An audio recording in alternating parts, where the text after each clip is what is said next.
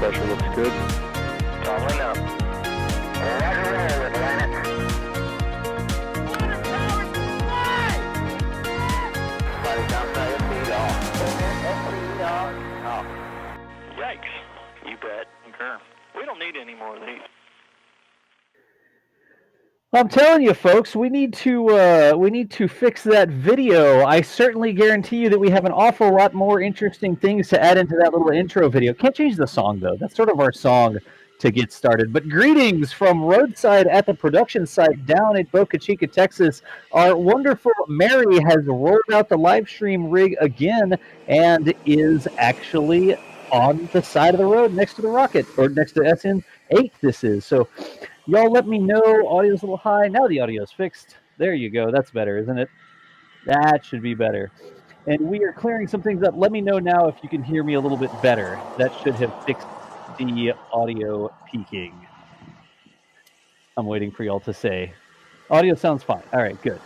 Now it's good to go. Now we're 5x5. That was bumped up a little bit higher than it should have been.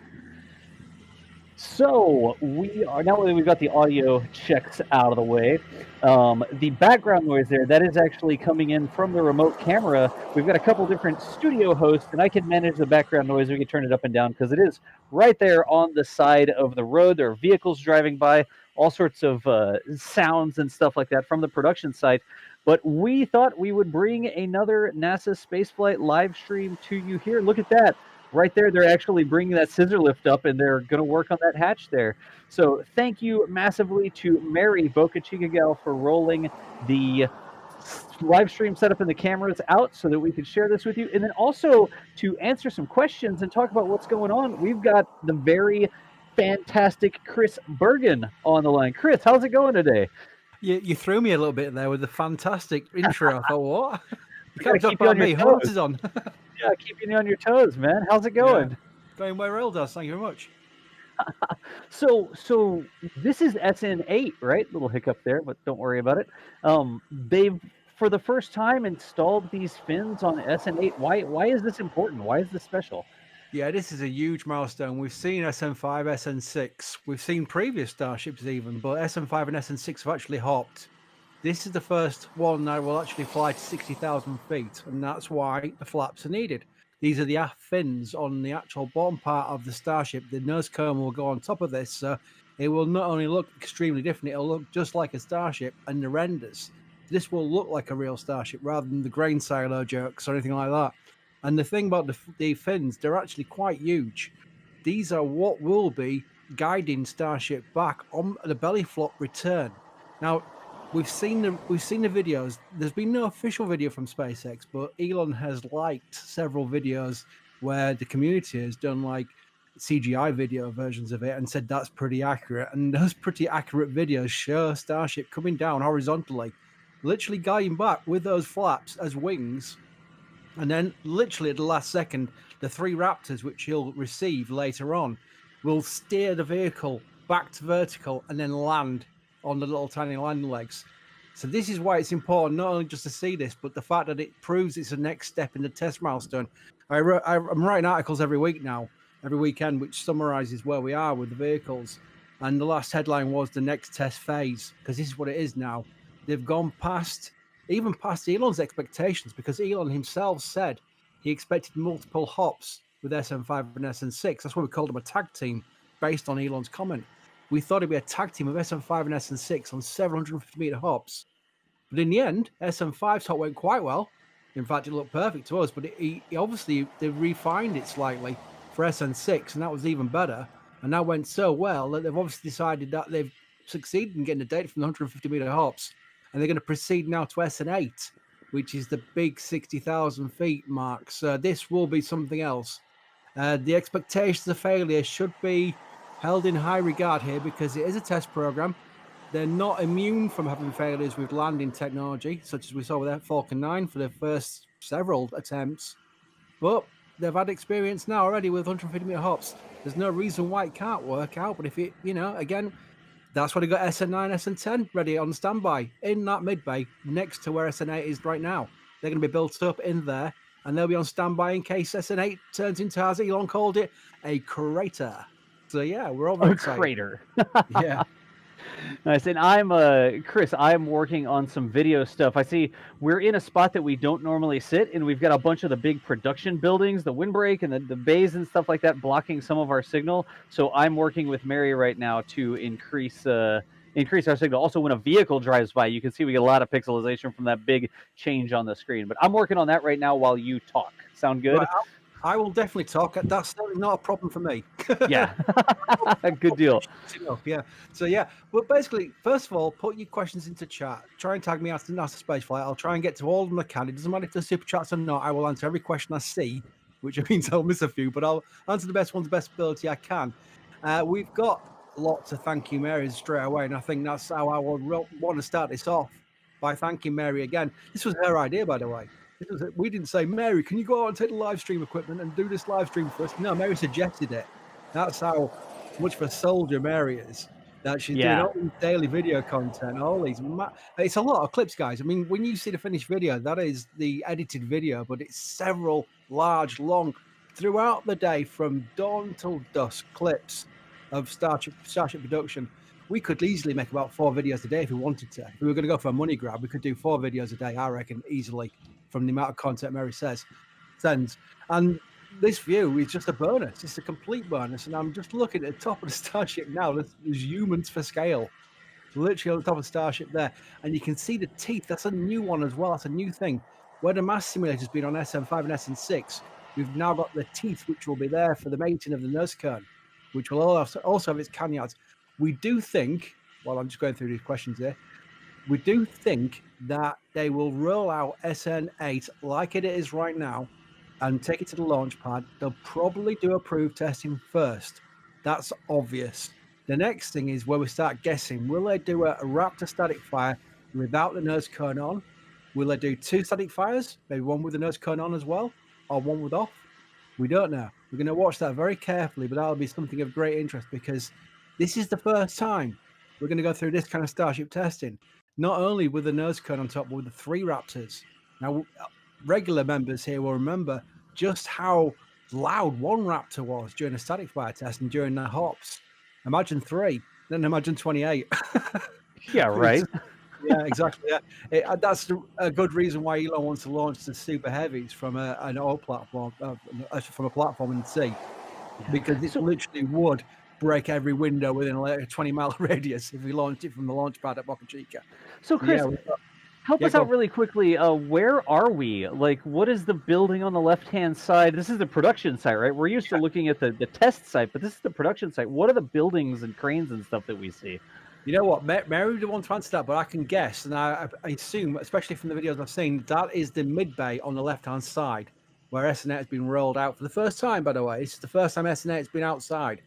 And this has been rolled out, allowing for SN9 to continue progressing inside that building on the left. And then I would fully expect SN10 to start building up on the other side of the mid-bay. And the high bay, the huge new building, is further to the left. Because on the right-hand side, we can see one of the big tents, we call them, which is 3 massive, long buildings, which we call them big tents because they literally were built like big tents. But they're the production facility sites where they can build the bulkheads and do a lot of things inside where they're not suffering from welding issues, such as where there's wind and there's dirt thrown around everywhere. Do you remember when Mark 1 was built? It was pretty much built within the outside within the elements, and that's why a lot of welders were saying that will not be great for that vehicle because of the elements involved and how the weather can affect welding and how wind can affect welding. And that's why the first production building they built was the windbreak, and that is now housing nosecones. We thought that was a big building. Then they built the mid bay. We thought, ooh, that's a big building. And then they go and build the high bay, and we're thinking, okay, this is getting silly. But it really is impressive. But that's what I think we're looking at right now, the mid bay on the left-hand side. And Chris, I'm still working on the connection. I think we've got the video like highly stabilized now. Yeah, it's been looking good for the last few minutes for me. Yeah, it doesn't go all crazy pixels when the trucks go by. Yeah, you can almost read the signs on the side of the truck. So I think I'm close to calling that good to go. For me, you see, for the uninitiated in all this video stuff, which I still am, and I still find as sorcery when you're at it. I do find the event is more than if we had 8K video. I don't think I'd care.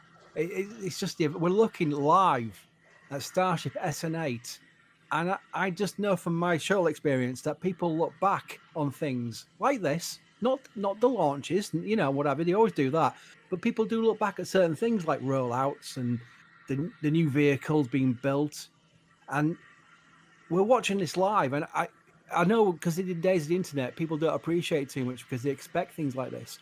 But I always find it fascinating. We're looking at something in South Texas live, Yeah. which is going to be a milestone vehicle for what will be, hopefully, I should say, let's be positive about this, what will be a vehicle that will take humans to the surface of Mars for the first time in the history of our species. It's very easy to forget that. We all know what the goals are, but it's easy to forget when we're watching like all these progress updates that this is what they're building towards.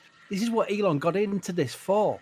His first reason for starting SpaceX was to try and increase NASA's budget by having these different kind of technologies in play. But his overall goal has always been to make life multiplanetary. And I'd like there's a question here about Artemis. What do we think will happen with Artemis? That has an end goal of going to Mars.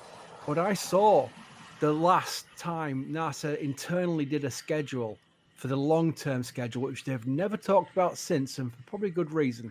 And that had a mission to Mars to land humans on Mars in 2038. That's how far away they were, in fact. And this is before the slips.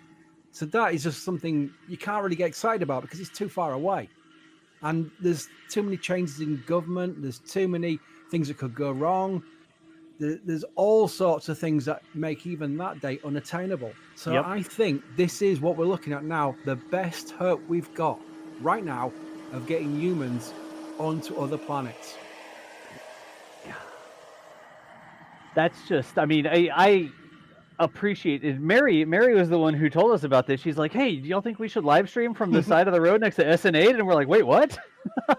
We were all here working on other things, and Mary wants to spool up a live stream to share this with everything, but she's the one that knows what's going on out there, and she thought that this was a compelling enough site that it was something that she wanted to share. And chat, I don't know, do y'all agree with Mary? Do you think this is the sort of thing y'all like to see on the channel here, or is it sort of like, Starship, I could give or take? I mean, I think I already know what Chris's thoughts are. He was just saying. Oh yeah, anything, it's all bonus to me. I just want to quickly thank Mo with his super chat for 200. Check. I don't know what is it? I don't know your currency. I apologize. I'll Google it later. I'd have to Google it. Yeah. Yeah. And John Hall, who's joined as a Red Team member, he'll get some nice exclusive little preview videos before they come out in the edit. So that'll be something a little bit bonus for him. And the members only stream when we spool those up. We didn't do that one for this today, but a lot of times when we're waiting for a test and we say, all right, we'll start the commentary when the tank farm activates or whatever, right? That bites us in the tail sometimes, doesn't it? But while we're waiting there, we don't know. We already have the camera set up. We're already pushing the video feed. And before we start the commentary streams, which are free for everybody here on YouTube, right? We will actually spool up a members only feed that's sort of like the behind the scenes before the actual show starts. So if you're a red team or higher, sometimes when we watch those long duration tests, you get the feed before anybody else does. So we are really happy that we're able to bring this to y'all. Chris, go ahead, continuing on with the memberships and stuff if you've got the list there. One last thing on the memberships is that Red Team and above, you also get some more than just video clips. So I'm starting to post some of the photos we get from Gary Blair, who does flyovers. It's actually his commute to work. He's actually in a medical profession, and he flies past Waco. And he's always flying past McGregor and the other facility, which I forget, Firefly, which is local down there as well. He was always flying across it, and he became a member of our site, and he thought, you're interested in me taking a few pictures from a plane? I said, yeah. And he's been doing that for years. So we've got pictures from him which go back from the very early days, from when they took over from Beale Aerospace, because that tripod stand was from Beale Aerospace, and SpaceX took over it. Yep. So yeah, that's always fun things as well. I'm going to do some questions first of all. Linecraft Man, he asked, when did we have any idea when rollout is? It was going to be today, but they cancelled the road closures. We think it'd be net tomorrow. And when I say net, and I write net a lot in tweets, it's no earlier than. So we'll wait to see if there. Frank RYK asks, wings, flaps, fins, ailerons. Yeah, we're going with fins because Elon said fins, but he also said flaps, so that's just nice and confusing. But I'm sticking with fins for now, and when Elon next tweets something in reference to these fins we're looking at right now, we'll go with what he says. It's why we call it SN8 without hyphen, because he always wrote it on Twitter with SN8 without a hyphen, so that's why. We got a question from Felix Jordan. Why was SN 7.1 higher than SN7? The tank was not completely frosty at the bottom, so what was there? I don't understand what you mean by higher, unless you mean actual height. Yeah, I presume you mean height, because SN7 was more of a smaller tank. I don't know. I don't know why they went for I think they were looking for construction techniques on the welds, and they wanted to do like a 3-barrel in the middle rather than just one ring, and then put 2 bulkheads and domes on either side. So I think they've just gone for higher for construction techniques and see how that did. We don't know what bar pressure it got to. Elon's not said anything, but they're progressing with SN8, so that's all we need to know there. We got more questions here. Pascal Sherber asks, what do all those terms concerning wings mean?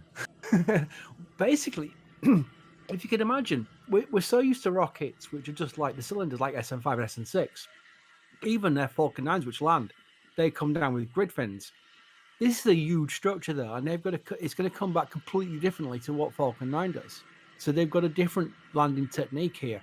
And this is related to re-entry, to bringing it back to a positional point landing, where it's all been guided back horizontally, like not unlike a plane. I'm hasten to add, because the wings aren't big enough, but they are using aero surfaces. That's what they are. They're aero surfaces. And that will literally steer and guide the vehicle back towards the landing zone. And then at the last second, the Raptors will flip the aft facing downwards and then land pinpoint landing. They've obviously simulated it very well. They've got a guy called Lars Blackmore at SpaceX. He's actually British. And he did a lot of the Falcon 9 landing technology, and he's now principal Mars landing engineer. So he's there basically very much deeply involved with these landing techniques, and that gives me a lot of confidence because of the way they achieved so much with Falcon 9 successes. Remember, I mentioned this the other day, they didn't expect all the Falcon 9s, even at this full stage of using them, to land. They expected like 20% loss, especially drone ship landings, because they're more challenging than back on LZ1. And they've been succeeding left, right, and centre. They've only had a couple of losses. So they really are exceeding their expectations on that one. We've got a question from Herman Circus. What is the plan for the installation of the nosecone? That's what I was talking about earlier, and we're not too sure. I presume they will roll this SN8 out like it is now, not install a nosecone at the production site. I assume they will take it to the launch site, do a proof testing. They may do a static fire with or without the nosecone, but I fully expect now the nosecone to be installed at the launch site. And I guarantee within a few hours, we'll hear from Mary saying the nosecone's been rolled towards. They're going to install it now. But we'll find out. I mean, this is the fun thing about this. I mentioned this earlier as well. It's educated speculation. We do have a rough idea of what they do from previous flows, but this is a new flow. This is SN8. This is completely different to with what we've been looking forward to with SN5 and SN6. So I will always put the caveat of saying we are guessing, but so far a lot of our guesses have been right. A lot of things that have been wrong have simply been changes in the way they've been doing it, because they're learning for the first time as well. They'll have a plan, but they'll change the plan if they feel it's a better idea. And I'm just watching that guy on the lift. He's had a porthole inside Starship. I've actually seen a clip of one of Mary's early clips, which will go into tonight's video. And there's a guy poking his head out of the hole from inside Starship. like hee-haw or whatever.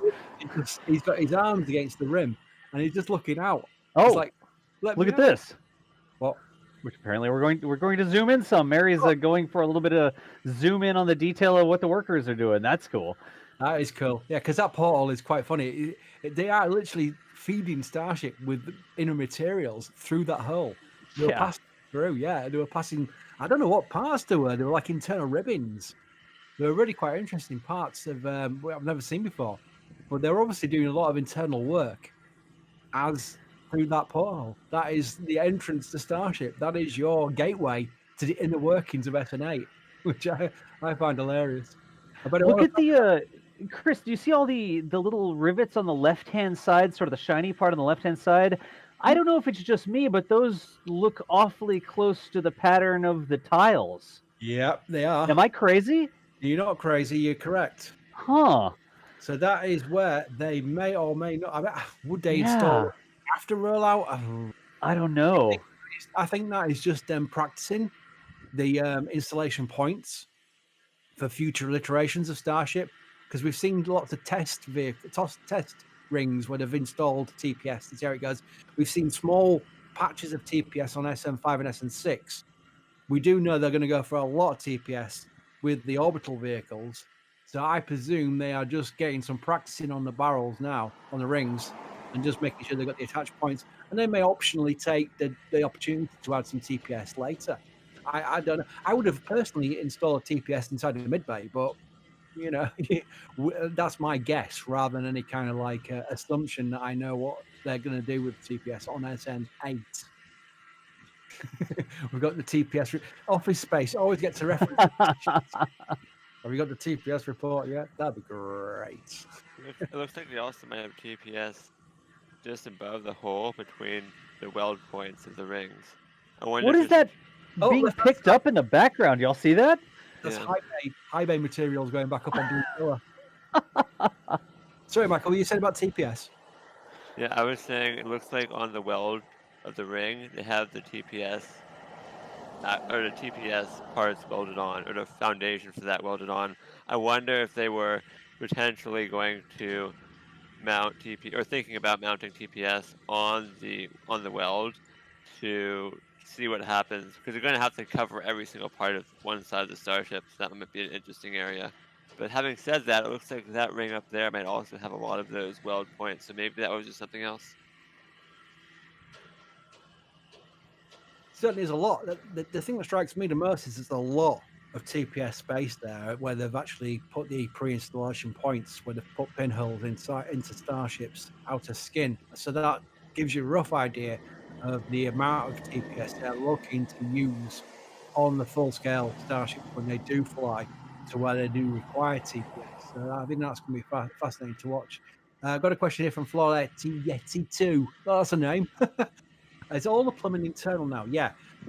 We've noticed that there's no obvious COPVs on the outside of Starship's shell. They've now moved the COPVs inside, which makes a lot of sense for a flight, because with 150-meter hops, it doesn't matter. It's not really going to be much of a concern with having the CPOVs on the outside.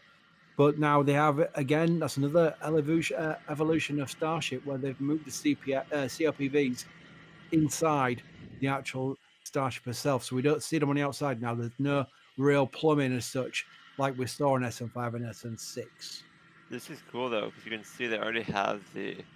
I wish Jack was here, or I forget what they're called, but those pointy things on the top are to help guide. They're temporary. They're to help guide the nose cone on top when they lift up the crane. And we don't think they're going. Based on the fact that they originally had a rollout road closure scheduled for today, we think it's most likely that they're going to be mounting the nose cone at the launch site. It's unclear if that's going to happen immediately after it arrives. Probably not, because we don't even have a nose cone with flaps attached yet. So it's likely that either after the cryogenic proof test or after a static fire or two, they would install the nose cone. But you can see they already have all those guiding pins, I guess you can call them, attached to the top of the Starship and ready for the nose cone. You can also see, based on those weld marks, they have steel, or I'm not positive they're steel, they might be aluminum or something, but they have ribs welded on to the other side of that top ring, and that's to make it stronger, because the nose cone part is not going to be pressurized with propellant like the tank section, so that part needs additional strength, similar to the thrust section. Stainless steel stringers is what Mary says. Yeah, there you go. That's what they're called. Thank I you, Mary. was waiting to see who was going to ring out. By the way, a quick thank to John Hansel, who I know from the NSF4 and L2. He's donated $30. Thank you very much. This is to buy Nomad some double IPAs. Yeah. Oh, everyone's laughing, so obviously I'm not privy to the joke. Some double IPAs. Wait, is that what I was laughing about? It sounds good to me. All right. Oh yeah, it's a good question. It sounds like you. Am I still live? Whoa, yeah, your microphone is. It sounds like you have it inside your mouth right now. Hang on. It got really loud. Let's try. Oh, see, I can't hear myself now, so something gone wrong there. Yeah, something. Your audio quality is way different than it was a few seconds ago, Give me, Chris. give me a chance to reboot this. I'll be back in a second. All right, we'll be here. We'll be here. So, folks, if you're just joining us, you wonder what's going on. Mary is roadside down at Boca Chica. Some cool stuff going on with Starship SN8. Why do we care about Starship SN8? SN8 is the Starship Elon has said will be doing the high hop. I don't even know if you call it a hop once you get up to 18. It was really 20 kilometers. I think Elon said 18, if I'm not mistaken. But this is the Starship they are preparing that is, I'm going to say, actually getting to be a Starship. It's not just a tank prototype that's going to do a hop. It's actually going to have aerodynamic surfaces. He said they're going to go ahead and put a nose cone on this thing. It's going to look like a proper upper stage of the whole system, and it is supposed to hop up to 18 to 20 kilometers. So what we see right now are some workers working up on the top of the thing, and those little pins that you see sticking up, those are actually to guide the nose cone on when they attach the nose cone. Now, are they going to attach the nose cone here, or are they going to roll it to the pad before they attach the nose cone? I don't think we know the answer to that, but we will watch over the coming days and see what the deal is. We do know that they've already attached the fins. We'll go back to a zoomed out shot here in a little bit, and we'll be able to see the fins down at the bottom. Fins, flaps, ailerons, whatever you want to call them. They do have those on there, and they've moved those around already, haven't they, Chris? You back now? Yeah, they've had a little flap. A little flap? A little flap. But I think it was literally just one position in, one position out. Because the intention of these flaps or these fins are to fold inwards during the actual landing burn itself. So they're not just controlling the aero surfaces during flight.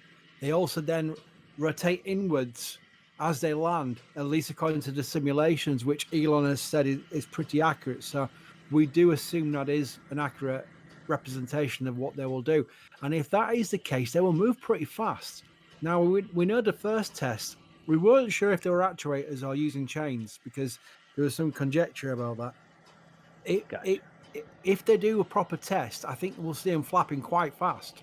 So that'd be amazing if they do that live while we're watching, because that would be some test. But I don't know if they're on actuator power yet, which would be required for that faster kind of test, that real life flight test kind of movement. So yeah, that's the question there. There's also a related question here, by the way, from Lucas Bretheron. I just want to make sure we don't miss any of these ones because they're quite good. Do we have any information on the autogenous pressurization progress the COPVs will eventually have to go? Michael, I was under the assumption that Starship will eventually do away with COPVs. What's your thoughts on that? Yeah, that's what Elon said originally. We have not heard about that in quite a while now, so I'm not sure what the status is of that, but it was something that was certainly part of the original plans. But maybe at the next Starship update, if they don't mention that in the presentation, that would probably be a good question for somebody to ask Elon about. Yeah. And Mary confirming in the back channel that let's see here, they'll attach the nose cone after the initial tests on SN8, so the nose cone will go on out at the pad most likely. Yeah, that's. I mean, it would be hilarious to watch them rolling it out with the nose cone on top. We've seen rollouts of SN5 and SN6 and even previous Starships where they look impressive enough as it is, just as they are right now, and just going around the corner of that bend on that road before they get to Hopper, which is acting as security guard for the entrance to the launch site. Imagining that with a nose cone on top, it'll look quite surreal. I know people have been asking, will the rollout super heavy horizontally, vertically? Thinking, that'll be some balancing act for the roll lift. I just can't imagine them ever doing that. If they're going to roll out super heavy, it'll be on horizontally, I would have assumed. But that again makes me wonder because there's such a bend in that road. I don't know how they're going to get it around. Personally, I'm sure they've thought about it. So that's something to look out for in a not too distant future. The way this thing's going.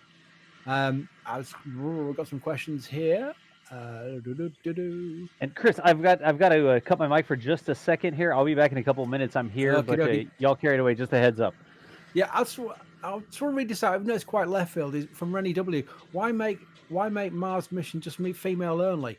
Why not make one mission female only, one male only? You know what? I'm answering that because I can guarantee you how the astronaut office works. They select the best astronauts.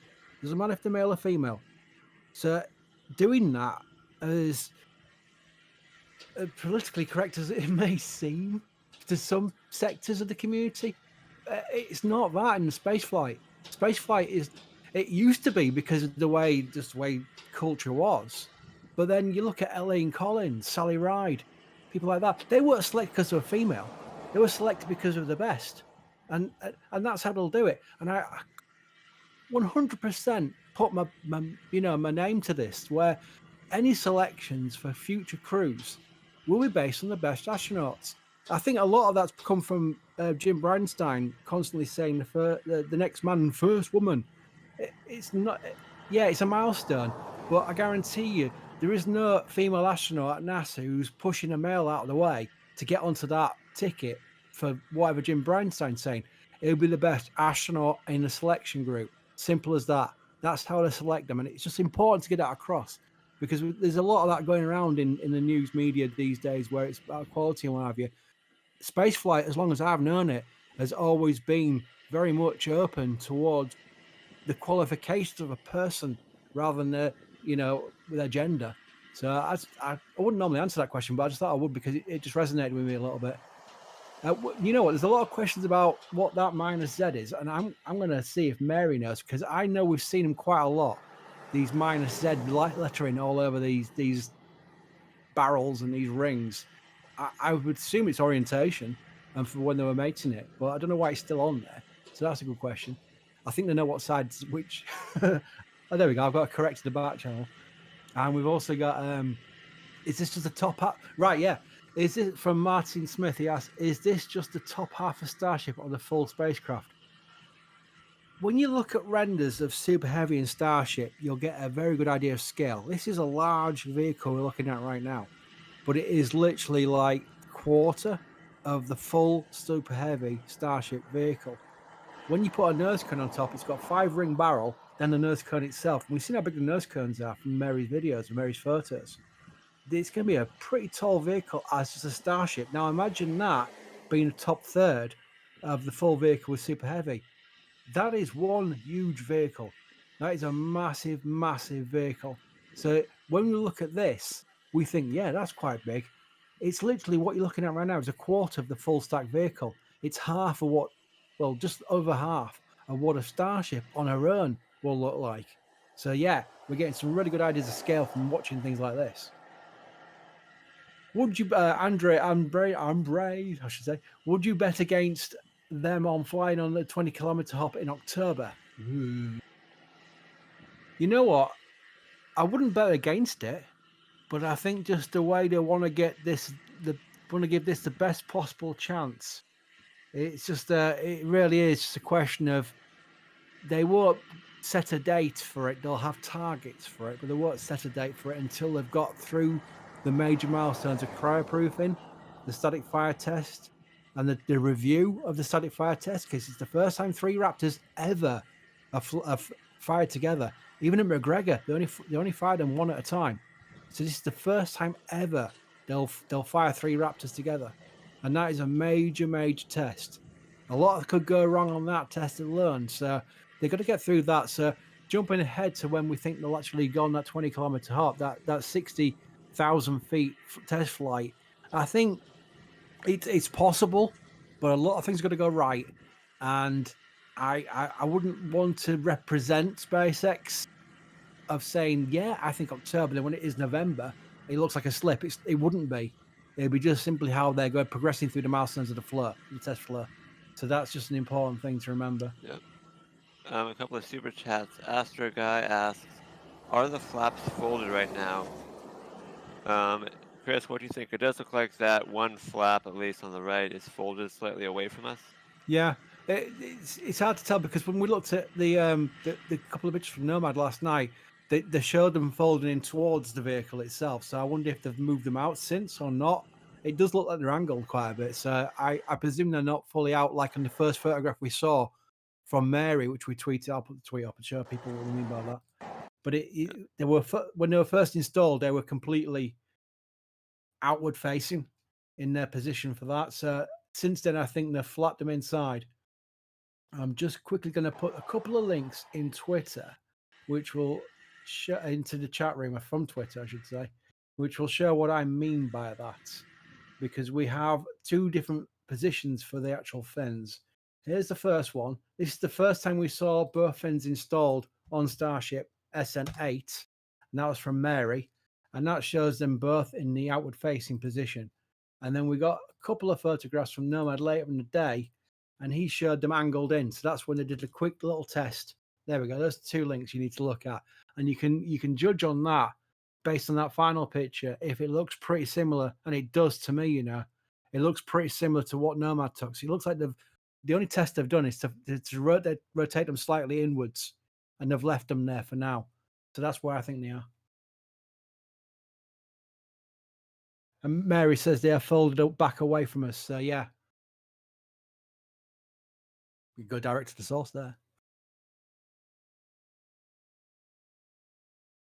Do you have any more questions, Mike? Because I know you're in the panel, which I can't seem to get to work with the questions. So if I miss any, please call them out. What probability do you think SN8 will not go boom? I won't give a percentage. I'll just do what I normally do, which is add caution and say, look, you know, this is a test flight. It's the first time it's ever been done of this kind of vehicle to that kind of height with that kind of landing, with this 3 Raptor situation, with aero surfaces, with a nosecone. There's so many firsts. I think a success would be to launch to the height they were looking for.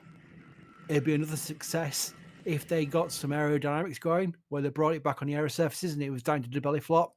If they got that, that'd be a success. If they got it back down towards the area of the landing site, assuming that things were going right and they hadn't aborted to see, I think that would be a success. To land it on its legs on the landing pad, you know what I mean? I think people will go nuts because that I would class that as unexpected. I think that's the goal, but it'd be unexpected. Everything's a bonus. That's why they do test flights. This is why we test. Is one of the most famous things when things go wrong. So I'm all right. 50-50. I'd say 50-50.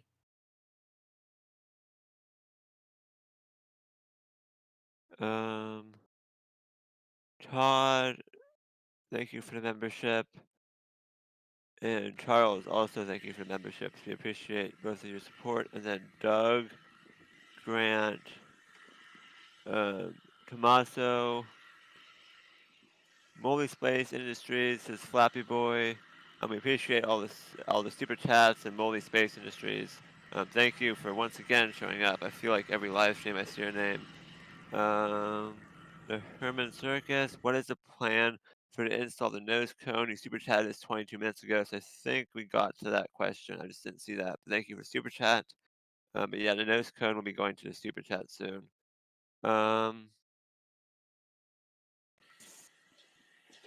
Whoa, there's big super chats coming.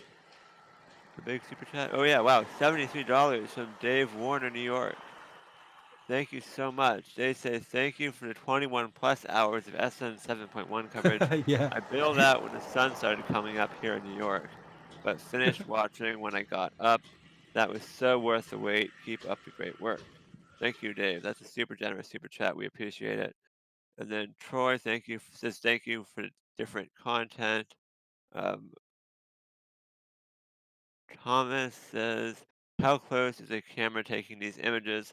I hope to visit the area tomorrow, so any recommendations are appreciated. That would be a good question for Mary, but I don't know how easy this is to view from just like the side of the road. Maybe Mary can answer in our back channel. And of course, there's several things we should point out as responsible people is that I don't think, I mean, I know we've had people say they've gone down there and have found the deputies have moved them on. You've got to understand that Mary lives there. Mary is literally a resident there, and she's now well known. And I know what she does, and Elon watches the videos and everything like that. There's so many things in her favor that allow her to do this through her hard work. So for others to just pop down there and think they can just park next to Mary and take pictures, it doesn't work like that, really. You got to be very careful.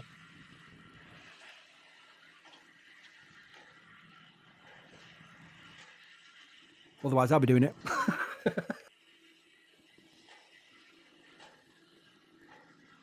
Got a few more questions here. I'm just going through them. Yeah, that's a good question from Dougal. Will they try to land on land or soft water landing? You know what? That's a great question because that's what they were doing with the early Falcon 9 landings. They did the water landings, and that was to test how the controllability was. They also did the landing legs deploy, and they just did a soft landing, and they would just tipple over onto the ocean and die from there. But it was all part of the plan to do that kind of testing. I think with SN8, I think they will try and get back to land, but that's an interesting question. If they do have any doubts, they'll want to be able to abort, and I'm sure they'll have that capability to abort to water, so they don't come crashing back down and literally do what Elon says and crater on the ground. I think they'll have the ability to at least divert to water like that.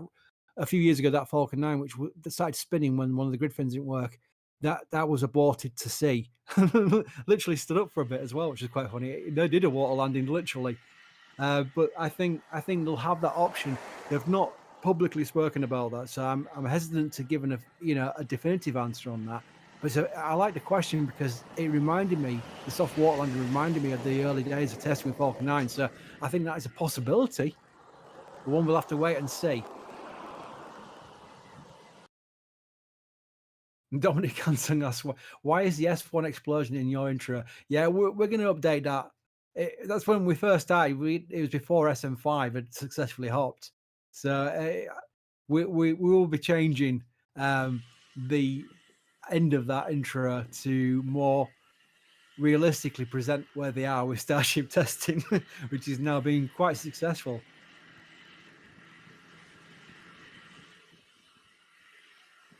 Martin Smith asked, will they do static fire, engine fire, tank tests, and then try and fly? Right, this is what I think they'll do. I think they will roll out the launch pad. They'll do integration with the launch mount. They'll do a cryoproofing test with NH2, liquid nitrogen, just to test for the leaks and what have you. They'll then probably do a cryoproofing testing. Now, will they combine a cryoproofing with a static fire? I don't know. They've done it before. Either ways, they'll do that. They'll load it with, static fire. For a static fire, it's got to be liquid methane and liquid oxygen. And then the question is, will they do what Elon said and tweeted and said they will then review the data and static fire again? I don't know. That'll be the question. So will they do one or two static fires or even more? You just don't know. I think that's where we are with the plan. They'll go through that, through static fire. And if the static fire test goes right and they do what's called a quick look review, but it'll be a longer review with these engines, and they find everything's acceptable, there is no reason why not to launch. Then they will go for it, and it'll be a decision point where they'll say, right, we've done all the testing we can do, now let's just launch it and see what happens. So that's where we are with that.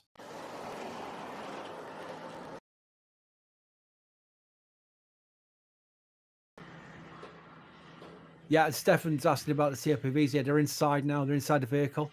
They're taken out. That will help the aero surface as well, because you don't want things sticking out left, right, and center over the shell of the vehicle when you're flying to that kind of height.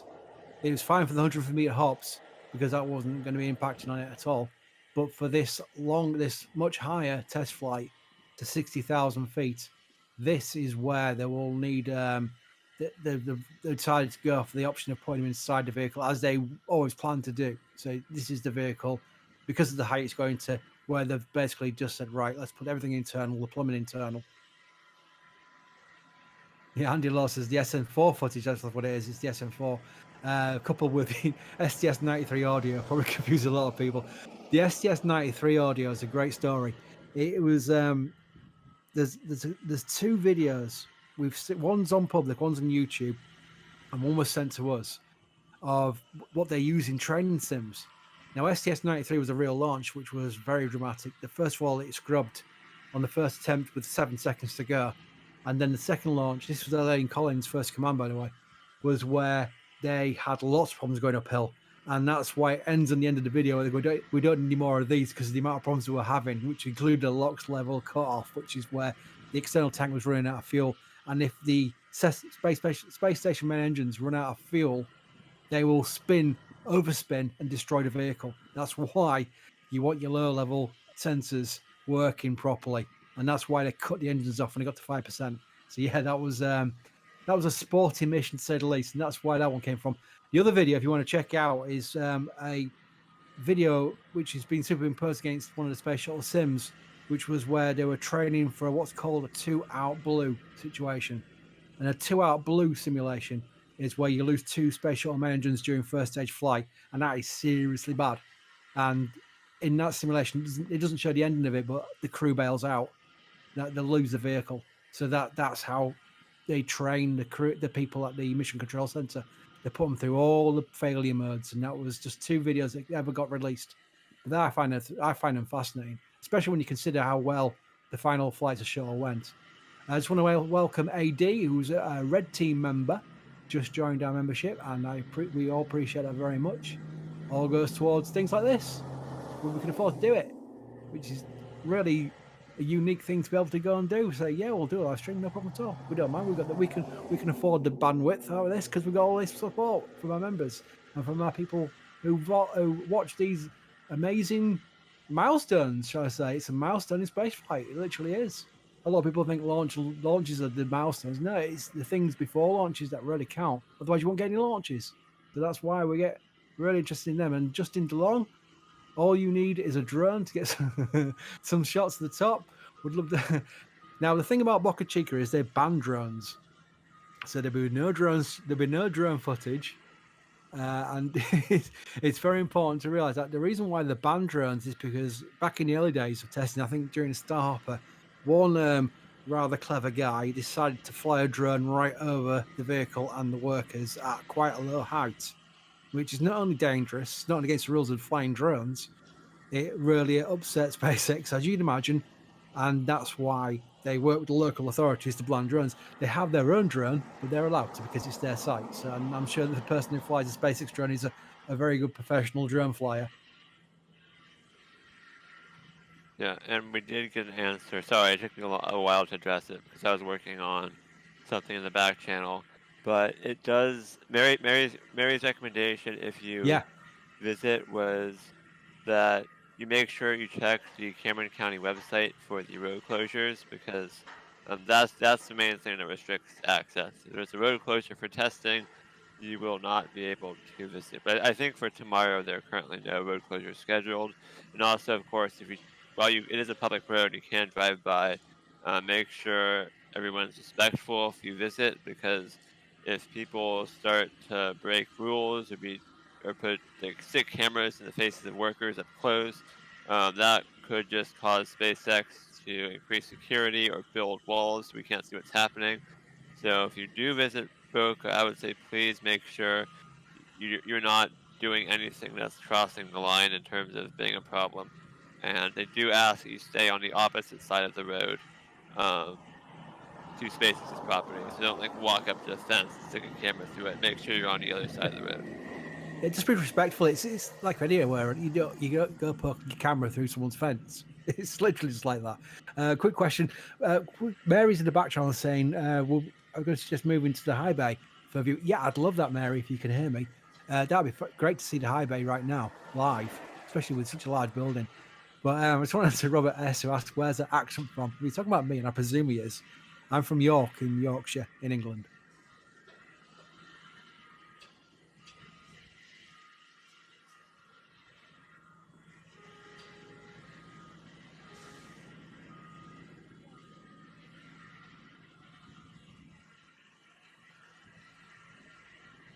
A couple more super chats. AD, thank you for the membership. Bill Rupert says, thanks folks, we appreciate the $5, Bill. Mo says, do you think Starship-like vehicles would ever be practical for I know Chris B's opinion of this. Do you think Starship vehicles would ever be practical for inter-Earth flights? I think he means point to point. But then he says, given the inherent problems of the safety of the rocket-propelled vehicles and generally being tied to good weather. So what do you think point-to-point is a good idea, Chris? Yeah, I love point to point. You know I do. I know you do. Honestly, I'll qualify why I think it's such a great thing. I've said it before many times, so I'll do an abbreviated version of what I've always said about point to point. I always see these news reports of how Boeing spending $6 billion in this new aircraft, which can fly 1 hour faster and so much percentage more less, with less, less damage to the environment, shall we say. Point to point would destroy that. It would be cheaper overall in the long run, especially on a vehicle that's been developed anyway. It would be so much faster to fly anywhere in the world within 1 hour. It would just completely change the forward thinking of transportation. And we've seen what Elon does. He disrupts the industry. We've seen how electric cars were all like, electric cars, those little tiny things like panda cars things. And now all of a sudden, all these big oil companies are like panicking because all the major manufacturers of cars are all now switching to electric, and the laws are changing. He is literally disrupting industry, and I think he could do that with point to point. I think he could set up. Obviously, it'd take a long time to become financially viable because you've got a lot of infrastructure set up. But I think you could do a couple of routes, some major routes like London to New York, and maybe have it so that it's off the coast of Kent, and then it's not flying over land, or well, you will be flying over land at some point because of Europe, but you'd be able to do it where you could use like a few transit points and just show how game changing it would be. All the rich people would pay for it. All these rich businessmen who want to get to New York in an hour would pay for it. In fact, it'd be 30 minutes. They would all fly like Concorde. The thing with Concorde was the maintenance costs. That's what killed Concorde. People would fly on it. People, even though it was noisy, it was faster by a couple of hours, but people would fly on it. The reason Concorde didn't last is because of the maintenance costs. It was always needing maintenance. So I think there's a massive market for it, and that would then foster the ability to make it viable as a more mass transportation system. So I really do like it, but yeah, there are challenges involved, such as the amount of propellant you'd need. You'd need to have a lot of propellants stored at the point-to-point basis. You'd also need a lot of restrictions to be taken away, such as noise, such as hazard zones. But again, that's where this whole C platform situation comes in. When Elon first mentioned C platform on Twitter, I was immediately reminded by point to point in this video, because that is where you go out on a fancy yacht to basically a launch pad, which would also be the landing pad, out to sea, by about a few miles. So I think it could be done. I really do.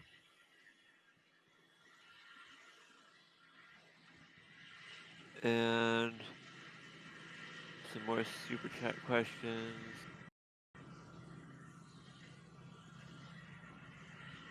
I have no idea how to pronounce your name, so I'll put your message on screen, but I'm not even gonna try to guess. Do you think there's open hatches in the side to give access to inside of the pressure vessel? I think so, and that's why we see the workers climbing inside on the camera is kind of freaking out right now, but on the bottom center you can see workers climbing inside that bottom tank every now and then. And then, or do they give access to spaces between tanks or other internal systems? I'm pretty sure they are. I don't know what you think, Chris. I'm pretty sure they are just going straight into the tank. The clip I've seen from Mary, which is a really cool one, you'll see in the video public tonight, is where they were literally going up on that lift there and handing a guy who's inside Starship 2 ribbon kind of like steel structures. So they were literally going inside the vehicle and passing materials inside, and that must be the access point to where there is between under a bulkhead or over a bulkhead or whatever. I'm trying to scale where the tankage would be on that view, but that's obviously their main access point to the inner workings of Starship. Yeah, sorry, I did press the wrong button there. That's why the SN7.1 pop timeline appeared for a second instead of the message I meant to show. Not again. Welcome to NASA Spaceflight Live for the next 8 hours. I hope I didn't just drink SN8. If I did, I'm sorry. That was a fascinating test, SN7.1. Yeah. I really wish we knew how well it did, but of course, Yeah. Unless Elon tweets, we're not going to know. But the thing was, we had Team Pop and Team. What was the other team? I know. All I know is Team Pop. Team Piss. There you go. Yeah, because it was going to fail in one or two ways. It was either going to be a dramatic failure, as it was, and that makes for a great video. Especially we can laugh about it because it was a pressurization to failure. It was on purpose. And the other possibility was it would just like hiss like a small little leak, which would have been quite undramatic after 8 hours of live webcasting. Yes, I think those access ports do give them access to the inside of the tank, and they have a similar thing on Falcon 9. They can actually crawl inside the tanks on Falcon 9. Thank you for the membership as well. I apologize, I do not know how to pronounce your name, but rather than botch it, I'll just put your name on the screen. And then Grant, thank you as well for the support. And Asimo says, wow, $50. How did I miss that? I apologize. That was 14 minutes ago, but that was super generous. So thank you so much. Thanks for providing something every night to wind down to. The best time lapses and coverage day after day. You allow us to keep up with yet another must construction project. Yes, half a dozen things being built right now. We really appreciate your support, Asimo, and thank you, of great. course, to Mary as well. I was just going to say that. Yeah, you beat me to Mary is which is a message to Mary. Mary's like the one piece in the puzzle that we absolutely cannot do without. Because without the footage, nothing happens. So, thank you so much, Mary. Does sunrise at Boca Chica, though? That's another thing I've always thought about. If Boca Chica does, and as Elon is suggesting, becomes a departure point for people leaving this planet, that's one way to go. If you turn up like 2 days in advance, I have no idea when you'd need to turn up in advance, but if you arrive 2 days in advance, you imagine if your last days on Earth were looking at sunrises over Boca Chica. I have never seen sunrises like it. I'm sure there's other places in the world that have wonderful sunrises. You don't get them in Yorkshire that much, but those ones which Mary take are just amazing. And we just lost video. I'm working on it.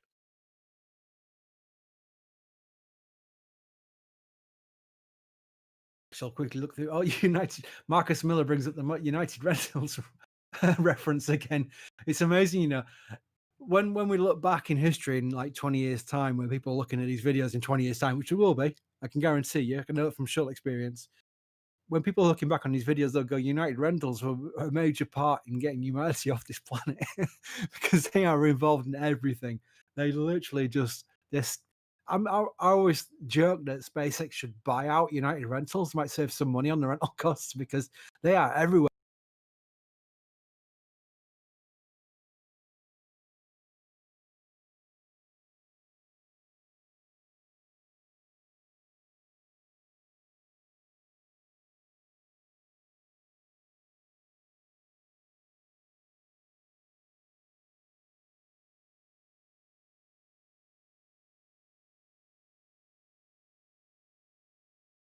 Okay, I think they can hear us again. Sorry about that. We had the camera drop, so Mary is working on getting it back on. The signal at that location is quite complicated because there's SpaceX is building giant metal buildings and starships which obstruct access or direct line of sight to cell phone towers.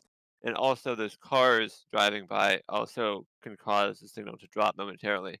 So that's the challenges we're working with to get you that image. But we're working on restoring it. And as soon as it's back, we will return live to Boca Chica. I'm not sure what happened, but Mary is looking into it. But meanwhile, Chris and I can continue answering questions, so keep tagging us in chat. I Do you like think? Go I ahead. like how we got all the obvious Fs when it happened, which people like to do in chat rooms on live streams when something goes dodgy. And then we got one person, Paul Freeman, who decided rather than pressing F, he'd join as a Capcom. So he is someone I would go drinking with. Well done, Paul. Yeah, it sounds like the broadcasting unit might have run out of power. So we have, because we're so prepared, we have a backup broadcasting unit. So Mary's spooling that one up. It'll probably take a Wow. couple of minutes, but give us a moment and we will be back. Quite cool. That's something. You know what? I've watched live streams of other things, completely irrelevant things to spaceflight. I'm just what I'm fans of, and you hear people go like, subscribe, hit the notification bell. You're thinking, oh God, not again! It's like copy and paste, and you hear them say, everyone who can support us is like very grateful and what have you, and you think, oh yeah, you're after money. Trust me. After we started doing all this broadcasting situation, the amount of money involved with the not just the equipment, but the bandwidth and things like that is ridiculous. And we'd never be able to do it without the support. Never, not a chance. I can't fund it personally. NSF can't fund it. They've got to fund. We've got to fund our own servers for the site. There's enough going on there. So that's why we can say things like Mary's switching to a backup broadcast unit, which are not cheap in themselves. They're big things. And because of the support. So that's why we say it. And I'll never complain when I go on a live stream of someone else's live stream again, where they suggest supporting the stream. I will never sigh or roll my eyes again. I tell you, it's a learning experience. And I completely understand people in chat who won't know all about that because I was one of you guys before this. So that's why we do not as much as we I wouldn't want to overdo it, but that's why we do it occasionally and mention these things. And welcome to Doug Berry, who joined as a pad rat. I don't know if that was because of my little speech there. And Grand Huxper, thank you for your $1. See, again, anything helps without sounding silly, but it does. And I don't want to sort of like have a ceiling of where I thank people where it's under a certain amount. Everything's gratefully received, and that's why I'm only mentioning it again there. Just looking for some questions. People are talking about my accent. Oh yeah, Rob Heifel. He's asking, are you in line to test Starlink from Boca Chica? You know what? I would love Mary to go from Panlink to Starlink because that's what she's currently on. We do know that they are testing Starlink in Boca Chica, but that's for obviously the SpaceX side. I think they're just using the facility they've got there to test from their inclination there in Boca Chica because it's right down in the south of Texas. So that's more challenging, I would assume, from their current constellation they've got up there right now, which is dedicated to certain areas of the country and world. But I think that will be something we'd love to happen, where they do use the small amount of people. You know what? I said small amount of people there. The amount of workers they've got around there now is quite a lot. So it would be a very nice little test bed for them to do that and suggest, anyone in the region who wants a Starlink to test it, put your name down. And I'm sure we'd be asking Mary to do. I'm sure Mary would be doing that herself, because the internet down there is quite rubbish. It really is. It wasn't designed for the amount of internet usage that's going on down there. Get Mary a tester with Starlink inside. Yeah, that'd be a good idea. Again, if you're just joining us, we did briefly have an issue with our broadcasting unit, but it looks like Mary is working to get it back online. So hopefully in the next few minutes, we will have a live video again. But sorry for the brief interruption. However, it's just a Starship on the side of the road. It's not like there's about to be a hop or something. So you're not missing anything right now. Yeah, if there was going to be, if Starship does hop within the next 5 minutes, and I think it'd be unplanned. Should we put it that way? Some mounts had a bit of a spring in it. But yeah, we're hoping actually that they do get whatever they're trying to test right now at Seddon Mid-Bay completed in time to be able to say, right, the road closure on Friday, we're going for it. And that will mark the window of opportunity where they close the road to the beach and allow Starship SN8 to roll and roll lift down the road to the launch site and be integrated on the launch site on the launch mount. And that'll be another milestone on SN8's path to this, what will be a historic launch. Historic test launch. Well, let's keep calling it a test launch because it really is a test and things could go wrong. And I do fear that if something goes wrong, the usual suspects in the mass media will go headline crazy with SpaceX blow, or more like Elon blows up Starship, something like that. It's just horrendous clickbait, which I'm sure you're all used to by now, with some elements of what is now pretty much a rubbish mainstream media. And hopefully most of you guys will be savvy with what we cover and how we cover it, because that's what's needed these days. There's a lot of independent media getting pushed out by these massive corporations running these politically motivated mass media sites, and we don't want to see a world where we end up getting all our news from one side of the left, one side of the right, and then trying to make our mind up out of the two, because that's the way it's going. I've been media all my life, and I've seen it happening for years now. So hopefully sites like us will continue on viably, where we can provide dedicated coverage to a subject matter that will give you accurate information and be able to portray these tests in the right light they should be, which is testing. And that's why when things go wrong, it is part of the testing procedure, and it's part of things that will add to the data of next spaceships.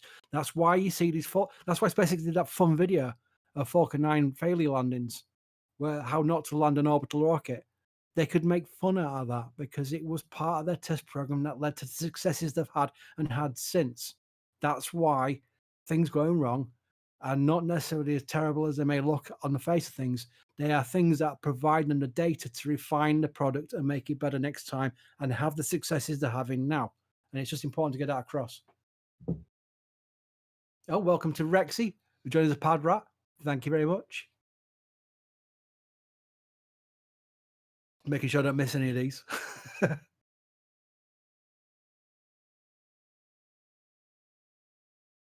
Sarah Ekins asks, a cheeky ask for beta from Elon as he follows you on Twitter. Yeah, you know what? I've never been someone who does that at Elon Musk in every tweet I do, like some people do. I think there's some smaller accounts, we say, who go around and literally tag Elon in every single tweet they make in the hope that Elon sees their tweet. I've never done that, and all of a sudden he started following me, which was quite funny. As it was, because I was thinking, well, I don't just tweet about SpaceX, I tweet about SLS and stuff. He's going to unfollow me within a week, and he's kept following to be fair to him, and we've got the picture back. For but now, no, Sarah, I'm not sure this is gonna last. We're having problems, but all right. Something freaked out. It went from 50% battery to completely empty, so Mary has it plugged into an external battery, but I don't know if the external battery is going to have enough oomph to prevent this from happening again. So we're going to have to wait and see. But for now, we have it back. We can time it to a point where if we have any idea if it's going to run out, we could end the stream and end it properly, I suppose. But yeah, at the moment, it could run out without any notice. So that's Andy. Hey, I'm back. Y'all hear me? Yeah. Yes, all right. It should run just fine off the external battery there. All that happened is that the battery in the Solo died, and the external power just needed to be activated, and it should run just fine off that external battery. It's a new battery we don't normally use for this, so. Copy. Wait, are you fully back, or are you just still doing your thing? I'm back. Yeah, I'm back. You can take over RDP then if you want. All right, we'll do. And we're gonna have a brief audio drop when we do this, just so everyone knows. Yeah, here we go.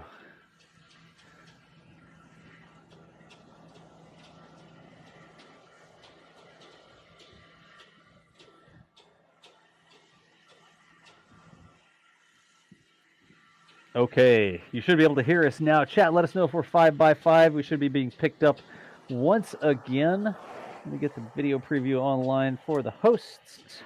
Boop, there we go. Excellent. So, Chris, did you get the video back there? Yeah, everything looks good to me. All right, good deal. 5x5, looking good. All right, yeah, y'all, I apologize. I had to step away there, and then we had the battery issue. This should be running just fine off this external battery that we have there, but we should be good to go. Let's watch it. If it drops, and we'll probably end the stream if we lose the broadcast unit again. But it should be back and nice and stable for now. So, what I missed, Chris? Anything interesting? No, just me talking endlessly. Just you talking endlessly. Nice. Yeah. So a quick thanks to JNJEWLZ, because I can't pronounce that. I don't think I'm meant to pronounce that, for the $5. Very much appreciated. And he's got a message as well. Love seeing those fins move. SpaceX is slaying it. Hoping Blue Origin can get a win soon as well. You know what? That gives me a question actually, as well as a statement. Blue Origin has got so much infrastructure now. It really is fascinating what they could potentially do. The facility at Cape Canaveral is huge. It really is. It's absolutely huge. And the way they're looking to run their rockets is not dissimilar from SpaceX in the way that they will land them onto a ship. So that's a big ship as well, a big recovery ship. Yeah. And the New Glenn is a very powerful rocket. The only issue they've got, well, I shouldn't say the only issue, the main issue they've got that we know about is the BE4. Now, that isn't unexpected. It's a new engine. It's like a Raptor, literally. It's the same kind of engine as a Raptor. And SpaceX had problems with Raptor in the early days. They were blowing them up on the test stand. So it's not unexpected they've got problems with BE4. It's just a question of when they get round those problems and fix them, which I'm sure they will. They've put adverts for new chief engineers for both BE4 and BE4 Block 2. So they're taking it seriously, and hopefully they'll get the issue sorted. They'll be able to supply Vulcan, ULA Vulcan using BE4, and they'll be able to supply enough engines for New Glenn to get through to its test flight. When it'll happen, I don't know, but when they do, they'll be up and running real fast because they've got a huge launch pad facility and a huge production facility, and they're ready to go when the rocket's ready to go. So yeah, I think they will get a win soon. For now, it's New Shepard, and hopefully that'll launch tomorrow or at the weekend. Yeah, we've been watching for that thing to do its suborbital tourist hop. I guess they have some other experiments going on right now with New Shepard, but I think did they say why that got pushed back today? There was a power supply issue with the power to the payloads. They were With saying, the payload, okay. Yeah. So that doesn't sound Gotcha. like a long-term fix. It sounds like something they could probably do overnight. Yeah, excellent. All right. Let's see here. So we're contemplating, Chris, if you saw over there, moving to a different spot to look at the high bay construction. So I'm honestly just going to toss that out to chat and see if chat would like to see some of the high bay construction. Mary says there's some interesting stuff happening over there, but to do that, we would have to physically move the camera over to a different spot, and we would once again probably lose the video for a minute or two as we move. So I know we were just down a little bit, and I didn't want to, okay, it's back up and working, let's turn it off again. I wanted to ask y'all first, but Mary says there's something really interesting happening over at the high bay. So it looks like most of the people are saying, let's go exploring. Chris, you think we go for it? Yeah. All right, so a little bit of risk here in moving the vehicle and then getting over to a different spot where maybe the signal's not as good or something like that. But we won't know if we just sit here. So let's see if Mary can get moved over so we can have a look at the high bay. So we will go ahead and do that. Mary, you're clear to go over to the high bay and let us know when you've got the camera reset with what you want to show us. Josh, why don't we cut away to the road closures when we do this? Because we just got a question about if there are any road closures. Oh, sure. Well, we can go to the road closures. So we'll be right back. Say goodbye to Starship SN8 for now, and we will hop over to the road closure set. What's going on with the road closures, Michael?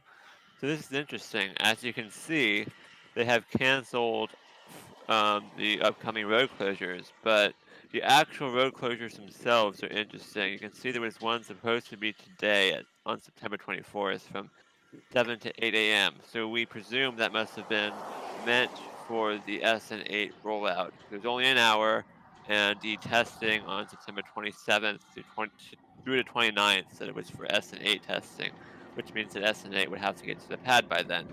But this December 24th road closure did not have a reason stated, but we can make a pretty good guess that was for the SN8 rollout based on the 27th road closure mentioning SN8 testing.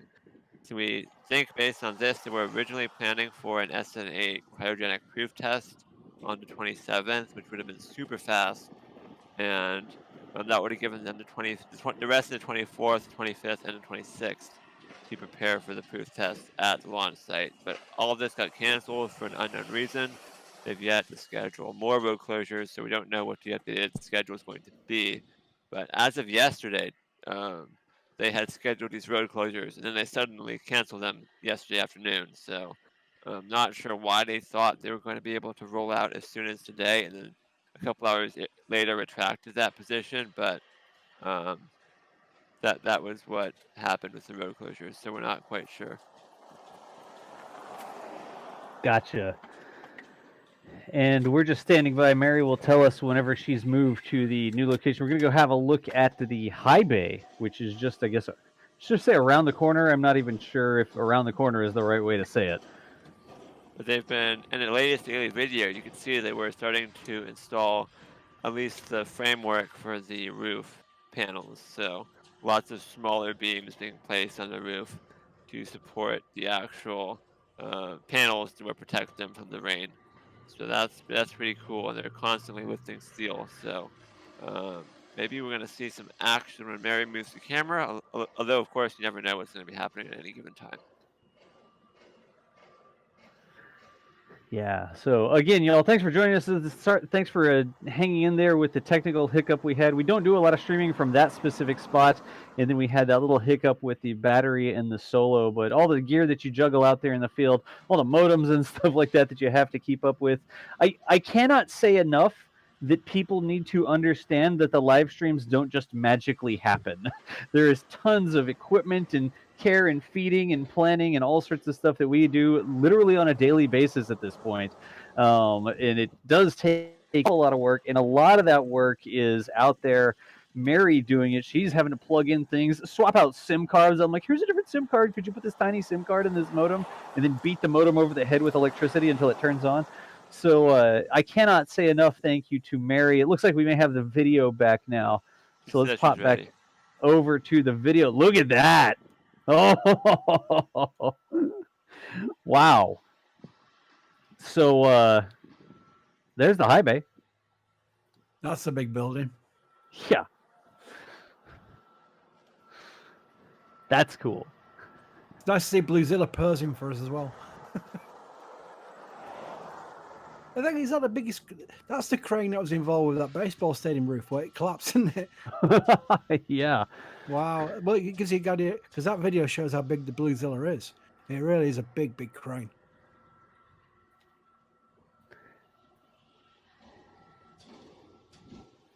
I think we should still be getting ambient audio. We're just not monitoring it right now. Let me fix that for us real quick.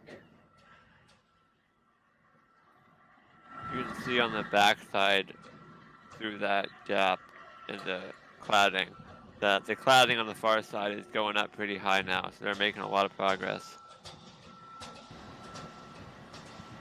Did we ever work out what that red crane's for? I think we're just helping lift components up. I'm not positive. I think we also saw it in a daily video, if I'm not mistaken, lifting some crew. We've seen both that and Bluezilla use that basket to lift crew up and down the high bay. Yeah, I want to ride in that. I want to ride in them baskets. I really do. You want to ride in that? Oh, yeah. That would be cool, actually. Could we live stream it? We'd probably have good signal up there. Like, you were talking about the times of the live stream now. Honestly, I was one of them people who thought all you do is you point a phone at something and you click go live on YouTube and that's it. I mean, so you can do that, but you lose a lot of quality that you get whenever you use an actual broadcast unit. Like the phone camera, you're stuck with a phone. You're trying to cobble stuff together, so it's a whole different thing to be able to put a real camera on it and actually zoom in and see what's going on. That actually looks like an Ethernet cable hiccup we're getting there. Those green flashes are usually the Ethernet cable. Let's see if that continues, because we could mess with it and completely break it. Is what happens sometimes. While we're doing that, I can thank Mike LaVega for Welcome to Padrat, and also WY Runner with $5. There is a hotel being built or worked on here in where's that place? Ooluhu. One of those, with one of those size cranes working on it. They are truly huge. Yeah, there must be a few of them around the world. You see something going on. I think with the red crane might be lifting something behind. We can see through that gap. Oh, in Hawaii. Very nice. Yeah, all that roof part, on the left-hand side of the high bay at the top, all those roof panels were installed in the last few days, if I'm not mistaken. Yep. Is there any indication of putting a big gantry crane on the inside? Have we seen anything like that? You know what? I've not seen anything suggest they're going to put a gantry crane in there, especially not from what we're looking at right now, compared to the VAB at the KS Space Centre, because there's a lot of structure needed up there to support a gantry crane. But I'm also thinking about the mid bay. They have an elevator system which literally rides up the side of the wall, and that is used to transport people up and down with equipment to aid with the stacking process. So I wonder if they're going to go for a larger version of that up the side walls, because when you look at the side walls, the amount of work they're doing on the side, there seems to be more of a structural hindsight involved there compared to the roof. We'll have to keep an eye on the roof for now, but my current thinking is they'll go for a larger version of the mid-bay side elevator. Oh, jeez. I just noticed that there's a guy walking around there in the middle of the shot. Up on the high bay, like right in the middle of the structure. Did he walk behind a panel or something? It looks like he might have walked over behind that panel. But I'll point him out if he comes back out again. He's on like a scaffold thing or something like that. Is that somebody? That's somebody sitting on the steps on the left-hand side. You see? Is that a person sitting there? Yeah. I can't tell. It looks like 2 legs. We've seen them leaving like on a lunch break or whatever, and they all start coming down the side. And it must, if they've got Fitbit watches, they must be able to complete their 10,000 steps just going up and down them things. Yeah. Yeah, you can see a couple yellow safety harnesses of people working up there. It's just the scale of this building is insane. It's such a huge building. Yeah. And it's still not even close to the KSC VAB, so people want to get an idea of how big the VAB is at Kennedy Space Center. That dwarfs this building. So that's really some kind of scale involved there, because it's still a huge building. Yeah, really at some point we're going to need like a side-by-side comparison of the high bay and the VAB, and like, you know how they do with buildings, and it's like, here's the Sears Tower, and here's the Empire State Building, and here's that one in Burj Khalifa, or whatever that building's called, right? We need that with different structures here. It's like, here's the Blue Origin building, and here's this building, and here's that building. Yeah. That is a big building, though. Thanks to Dave Wolf for $25. He says thanks to Mary and Daz for making these streams possible. So there you go. That's why I want to read that one out. I appreciate it. Hey, we're here. I appreciate everybody hanging in there when we have some technical hiccups and stuff like that. Like we're making this happen with what we've got here, and a lot of what we have is because y'all keep showing up and y'all keep supporting us. So we appreciate your understanding. Also, Mike, JDH349, Rexy, Doug, and Paul. Thank you all for the memberships. We appreciate it.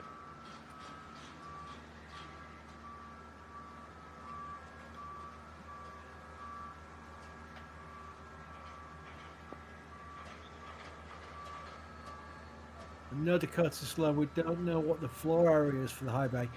We just know is it 83 meters tall? Oh, wow, look at that. This. Look at this. Wow, Mary's getting everything. Oh, we're getting a family portrait here. Mid bay, high bay, SN6, Bluezilla, SN8, sorry. Yeah, look at that. That's a great view of the flat. That's the other side of the. We were on the other side of the building there, weren't we? Yeah. Get a good look at the fin there as well. Yeah. That one was sort of folded back away from the other camera angle, wasn't it? Yeah.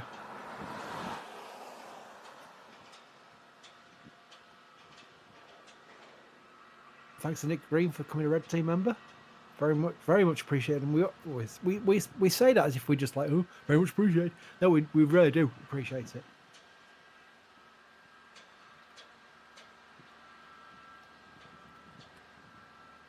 Imagine turning up for work in your car, in your van. There's a big rocket next to you. It's literally, it looks like it's in the car park. It's not, but it looks like it's in the car park.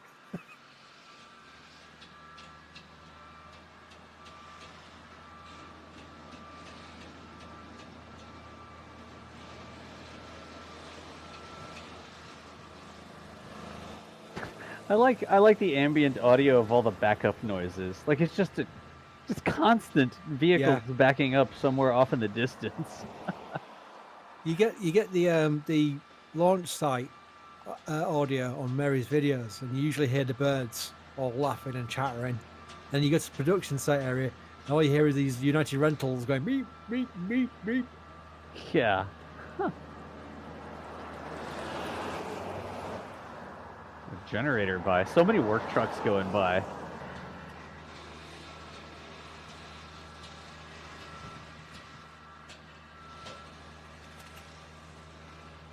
as well. I remember the first pictures we got and the first video clips we got from Boca Chica back in the early days when Noah was first there, and he was like 3 or 4 trucks a day and a tent.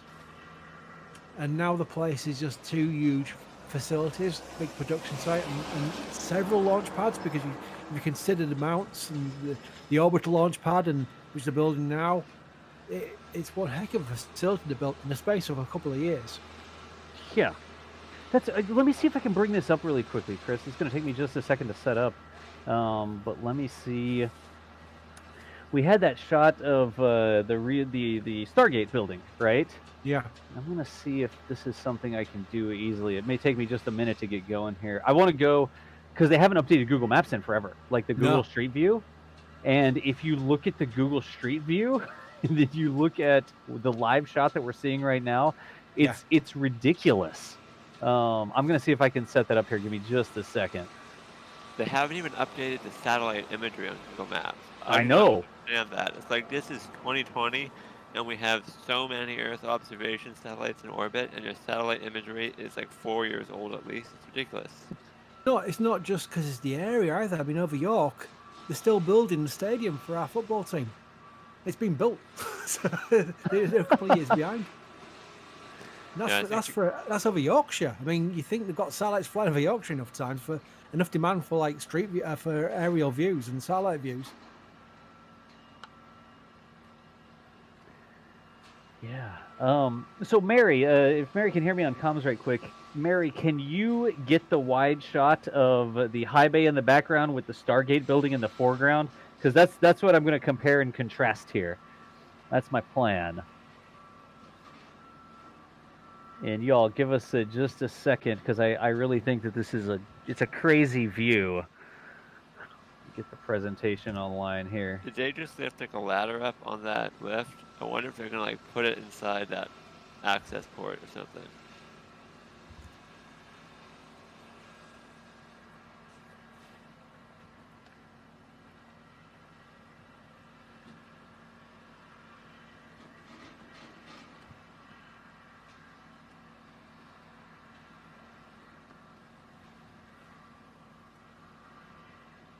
You know, Don, Robot, did it take ladders inside? We've seen that, you know.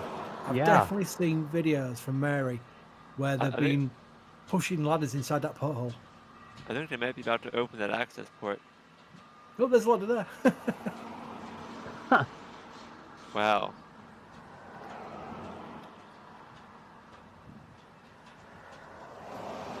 Look at that.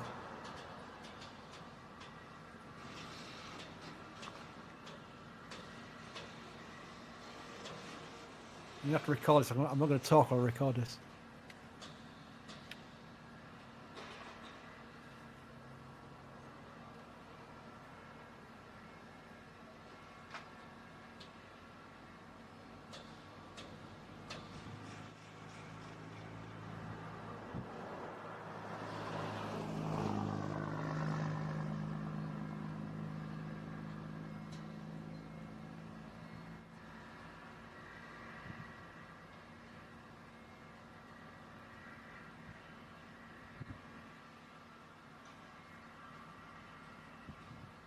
Now, let's see what they. Sorry. Go ahead. Go ahead. No, I was just going to say that's the first time we've seen something like that ever. Yeah. Because it's different. It's not the other porthole. This is the upper end. Yeah. Are they going to put a ladder through there? They're unscrewing it right now. Oh, there we go. Yeah. Yeah, literally like opening it up. It looks like.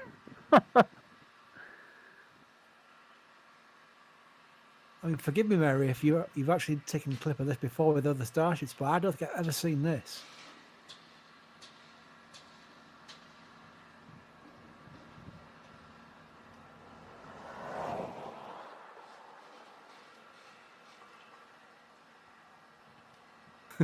John Drawing says the ladder is used to get into the tank. Yeah, we assume they are going to use a ladder for something that's related to that. I can't imagine what else it'd be used for.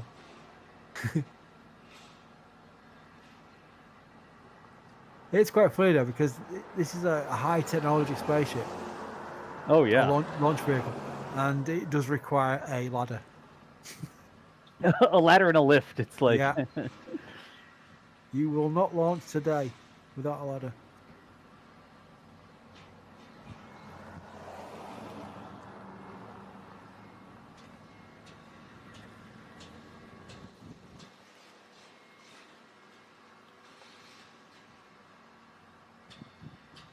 Joseph E asks, is there a reason the flaps are so large? Could they reduce the size and make it easy to control? I think they're large, that large for the reason they require as far as the aero surfaces. This is a big vehicle. The flaps are huge, but if you consider the size of the full stack, they are in proportion for what they need, or at least they've simulated their need to achieve the aero surface aerodynamics. From their simulations, so that's why they've gone with it. Why would they want to go smaller? I don't know. I presume they've gone for what they need. There we go. It's open. yeah, they just took the. Look at that. Don't drop it. So is that? Well, I didn't get the context of when we zoomed in. Is that the top of the LOX tank, or is that the bottom of the methane tank? Where does that hatch go in right there? Good question. I was Yeah. not thinking of that. That's up in my I'm going to rewind the video and find out. Yeah, I mean, I with think the it's the methane tank, I think. Mary says top tank. Yep, that's top the tank. bottom of the top tank, right? That Yeah. hatch goes into the Yep. bottom of the methane tank, and then that Right. one weld line going across there. That's probably where the header is. The bulkhead is welded to the stainless steel ring. Yep. Yeah, okay. Sorry, I wasn't watching whenever we zoomed into the shot, so I didn't get the context of exactly where we were on the barrel. You can see the reinforcement on the top ring there, which is that ring right before the nose cone, isn't it? I think there might be. A few more rings, yeah. A few more Yeah, rings. yeah. There's so many rings. Hang on, I'm, Oh no, that is it. Yeah, you're right, Doss. there goes ladder. Oh, let's just put this in here. Texas ladder watchers. It's fantastic that this is how they work on the vehicle that will take us to Mars, hopefully, Yeah. right? Well, I don't know. You got to get in there, and you have to get an elevation enhancement device to reach the top of the interior methane tank. So,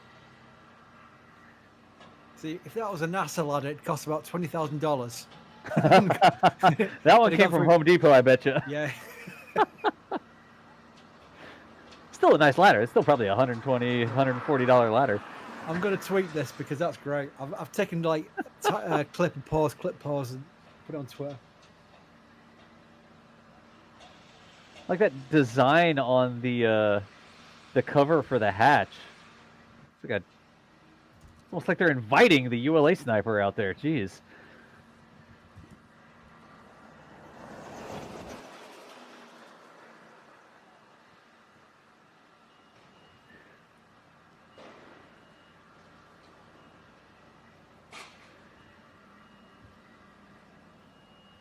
So they have to have the hatches because they need to work on the inside of the tank sometimes. Yeah. You don't just weld the tank closed and then it's perfect forever and you never have to do anything.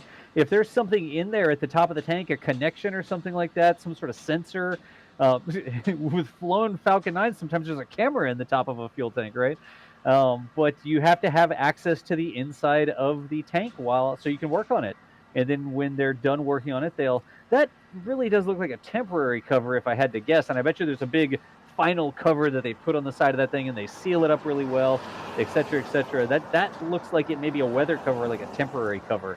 If I had to guess, I don't know. I can't tell if you can see through it. It looks kind of like you can see through it, like it's a screen or something, like mesh.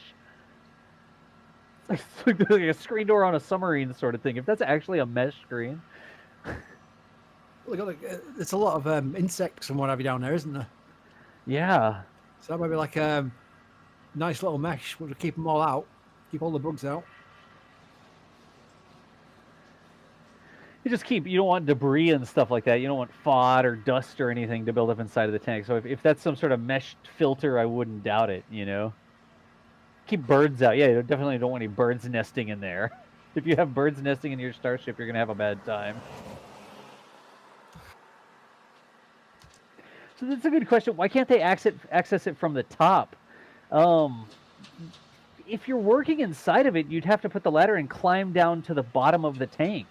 Because I imagine if somebody enters into there, they would be standing on the bottom of the tank, right? And so if you do it from the top, it's just a big 2-story deep hole that you would fall into. This is maybe a better design than just putting a hole in the top of the thing. Yeah, if we took the skin off this view, you'd be able to see it's not just one massive structure inside it. It's tanks, it's separate tanks, and there's bulkheads and there's depth and whatever. So there'll be access points where you can literally walk around inside there. I would love someone to take a GoPro and just live streaming the light on. All right, that's my humorous tweet done. I'm seeing if I can get a. Yeah, I think I have a Neopork render I can show. Just the 1 second here. Great. Yeah. Neopork's fantastic. Let me give me just a second to bring this up on the screen. Neopork and Brendan. I've got a message from Brendan. He wanted to. I'm gonna pass it on to control. Here we go.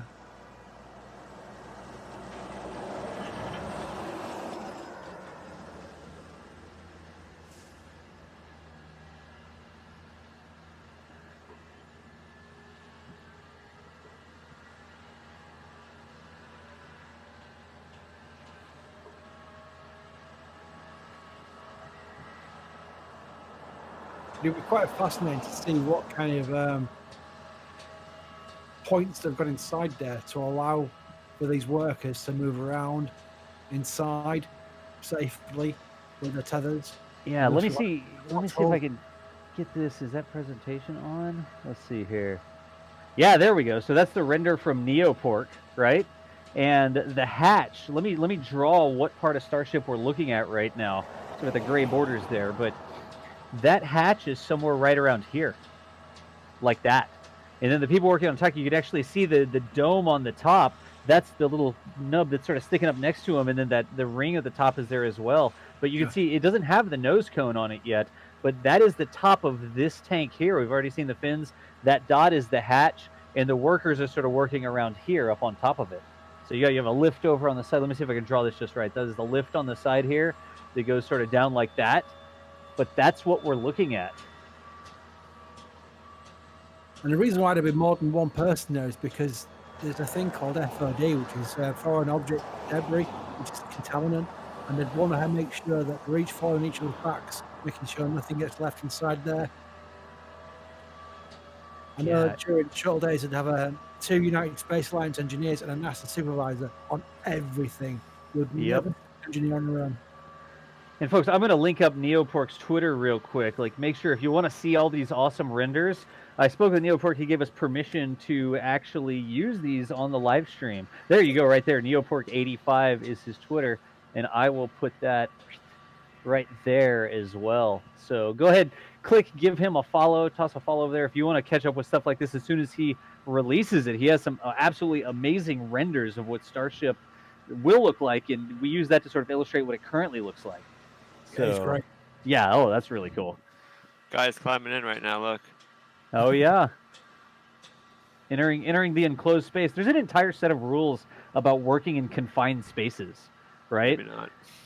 They lost 3 people during the shuttle program before STS-1 inside the aft of Columbia. Really? Yeah, 3 people died. Was it like a gas leak sort of thing, or what happened? They got suffocated. Wow. I'll find the story for that because it's one of the least known stories about the show. Yeah. There have been a lot of accidents like that with other rockets too, but you only hear about it when the astronauts die for some reason. Yeah. Huh.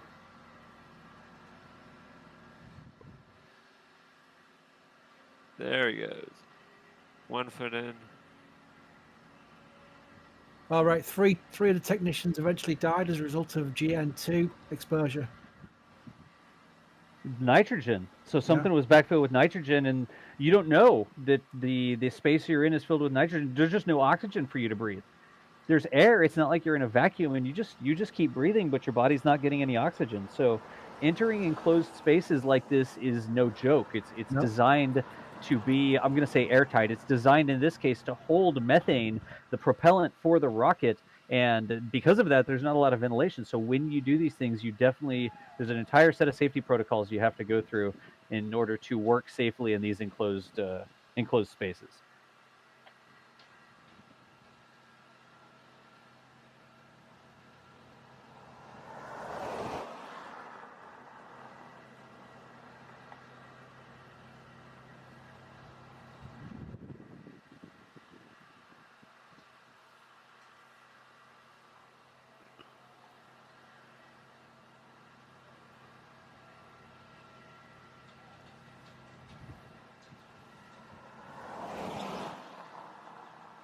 Yeah, Ole Mars over on the Twitch side is saying that big steel tanks can get very poor oxygen inside. The same sort of thing happens with ships, like oil tankers and that sort of stuff. Ships, I guess not just oil tankers, any sort of ship, where you just get a lack of oxygen in the spaces. So it's a great place for tribbles to nest. Nice.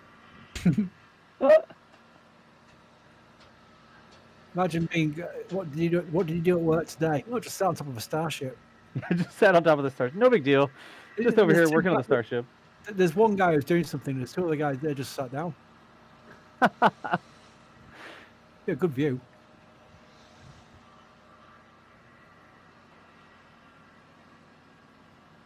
And there's, I think Michael mentioned it earlier, but those teeth you see on the top of the starship, they're guides for when they install a nosecone.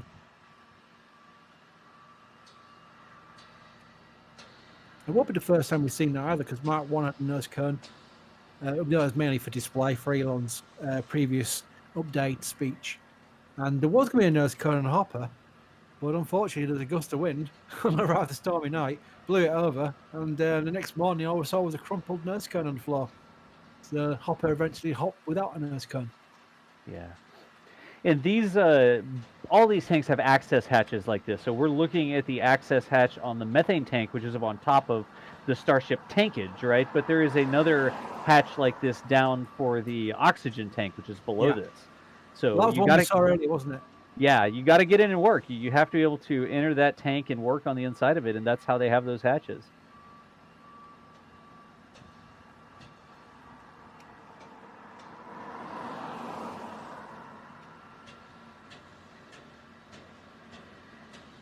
Question from Just Jeb. He says, is there any kind of lightning mast at Boca Chica? Lightning protection system towers is what we call them at the launch sites like Kennedy Space Center, etc. I've not seen any at Boca Chica. I would assume if there was a lightning strike in the area, the first place to get hit would be the high bay. That's the highest nowadays. point. Yeah. And I would assume that will have some protection in it as a building that tall would normally have. But it's still a very good point. I've never seen any sign of an area where they're going to put lightning protection system towers up. I know that when Super Heavy was destined to launch from the pad on land, which I don't think we're going to do now, they had a large tower structure, like a fixed service structure, next to it, which would have protected the vehicle from such strikes. But that's all changed now, obviously. So we don't know what the plan is for Starship testing and for the prototype Super Heavy with 2 Raptors, which will launch from the launch site. Maybe they are pretty much well conducted by still Starships. I don't know. It'd be hard to compete with the Starship. You'd have to install a really insane lightning tower to compete with all the stainless steel that's in the Starship itself. It's like a banquet for a lightning strike, isn't it?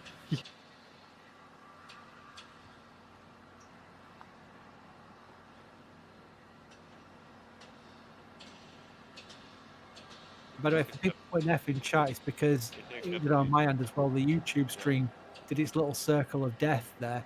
But you can either refresh it or wait, it'll come back. It was about 5 seconds. I usually refresh the page when it happens. It's just a YouTube thing.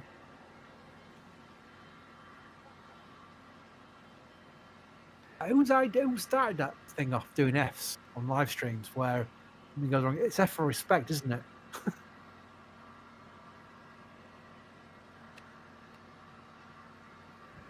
Yeah, and we're gonna back the camera off here real quick because there's something that I want to illustrate really quickly, and Mary is gonna set up the shot here. But the amount of growth that they have made, I mean, the amount of new buildings and stuff that they've installed here is insane. So we're gonna use our Wayback Machine here to show you the way that this used to look just over a year ago, and we'll compare that with the way it looks now. So Mary's just getting the shot finished up. Just a little bit roll on the camera. And then we're going to go to like a 2 side-by-side thing. There we go. I really do like that geared tripod head. The tripod head actually has little knobs on it, and you can pull the knobs to adjust it, like very minutely adjust it in different directions. So it makes it easy to set up the shot. But look at this. That's the building in the foreground is that UT RGV Stargate building, right? The University of Texas Rio Grande Valley Stargate building. And let me see if I've got this set up correctly. If we go to the side-by-side, let's see if this works. All right, so there's current day. This is some imagery back from June 2019. And you've got the RGV Stargate right here, right? And I'm going to take the little Google Street View nerd and drop them right here. You can see, where's the high bay? The fencing, all the palm trees. This is what it looked like in June of 2019, people. And now as we look around, I mean, I'll look the Street View around just a little bit, but all of the stuff that they've built over there, that's where we were just looking at SN8 where they were working. In the mid-bay, this is not even there. This is just an empty field. This is June of 2019. It's September of 2020. June, July, August, September. That's a year and 3 months.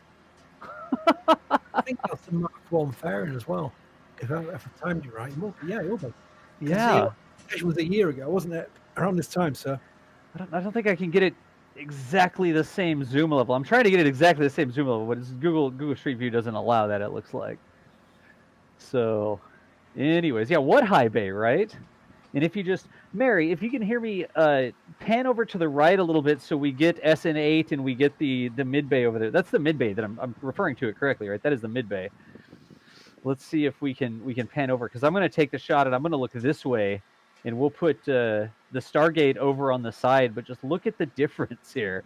The little Stargate building's the same color and everything. Yeah, there you go. We'll just get this right on the side. The fisheye is going to mess with me a little bit here, but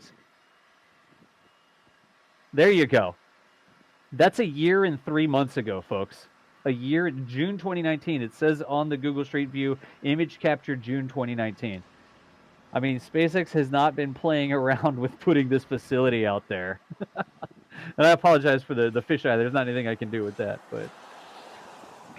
Anyways, I wanted to show that really quickly. I brought that up to sort of see where we were and what we were looking at, and the facility is completely light years different than it was just a little while ago. And Mary's been there the entire time seeing this, right? Yeah, from that view there, you can see that the original tent there has actually changed. They've made it into a big tent itself, so that's not even there as it is. It's not an existing structure. It's something they've either expanded or rebuilt. I can't remember if they rebuilt it all. Oh no, I think they just expanded it. Yeah, I mean, yeah, look at that. That's the Mark 1 fairing. Yep, isn't that crazy? That's just. I just wanted to show that off really quickly. I mean, so much has been built. It's not like they've had thousands of workers down there constructing it. They've been doing it over time. Just been continually doing it over time. I remember the concrete smoothers. Not many months ago. Yeah, right. That used to be the highlight of the video was, oh, look, concrete smoothers, look. I could have watched one of those 10-hour videos, them 10-hour loop videos of concrete smoothers. They were just so hypnotic to watch. And actually, we got a person who actually drives one of those concrete smoothers in the industry, and he says they're extremely uncomfortable. So that kind of shot down my dreams of being, of saying, right, I'm leaving NSF, I'm going to be a concrete smoother guy now. It's just sort of therapeutic. It's like getting a PhD and then going to load boxes on trucks or something. Like, yeah. I don't know. I just want to do something. I just want to load boxes into this truck. That's all I want to do.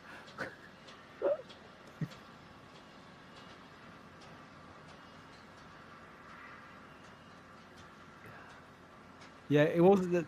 Yazid says it's the Boca Chica Ballet. It was. There was usually 3 concrete smoothers. There was 1 blue one and 2 red ones. And the blue one always seemed to have more tricks up his sleeve. He used to do more twirls than the other ones. But he did look like a little ballet.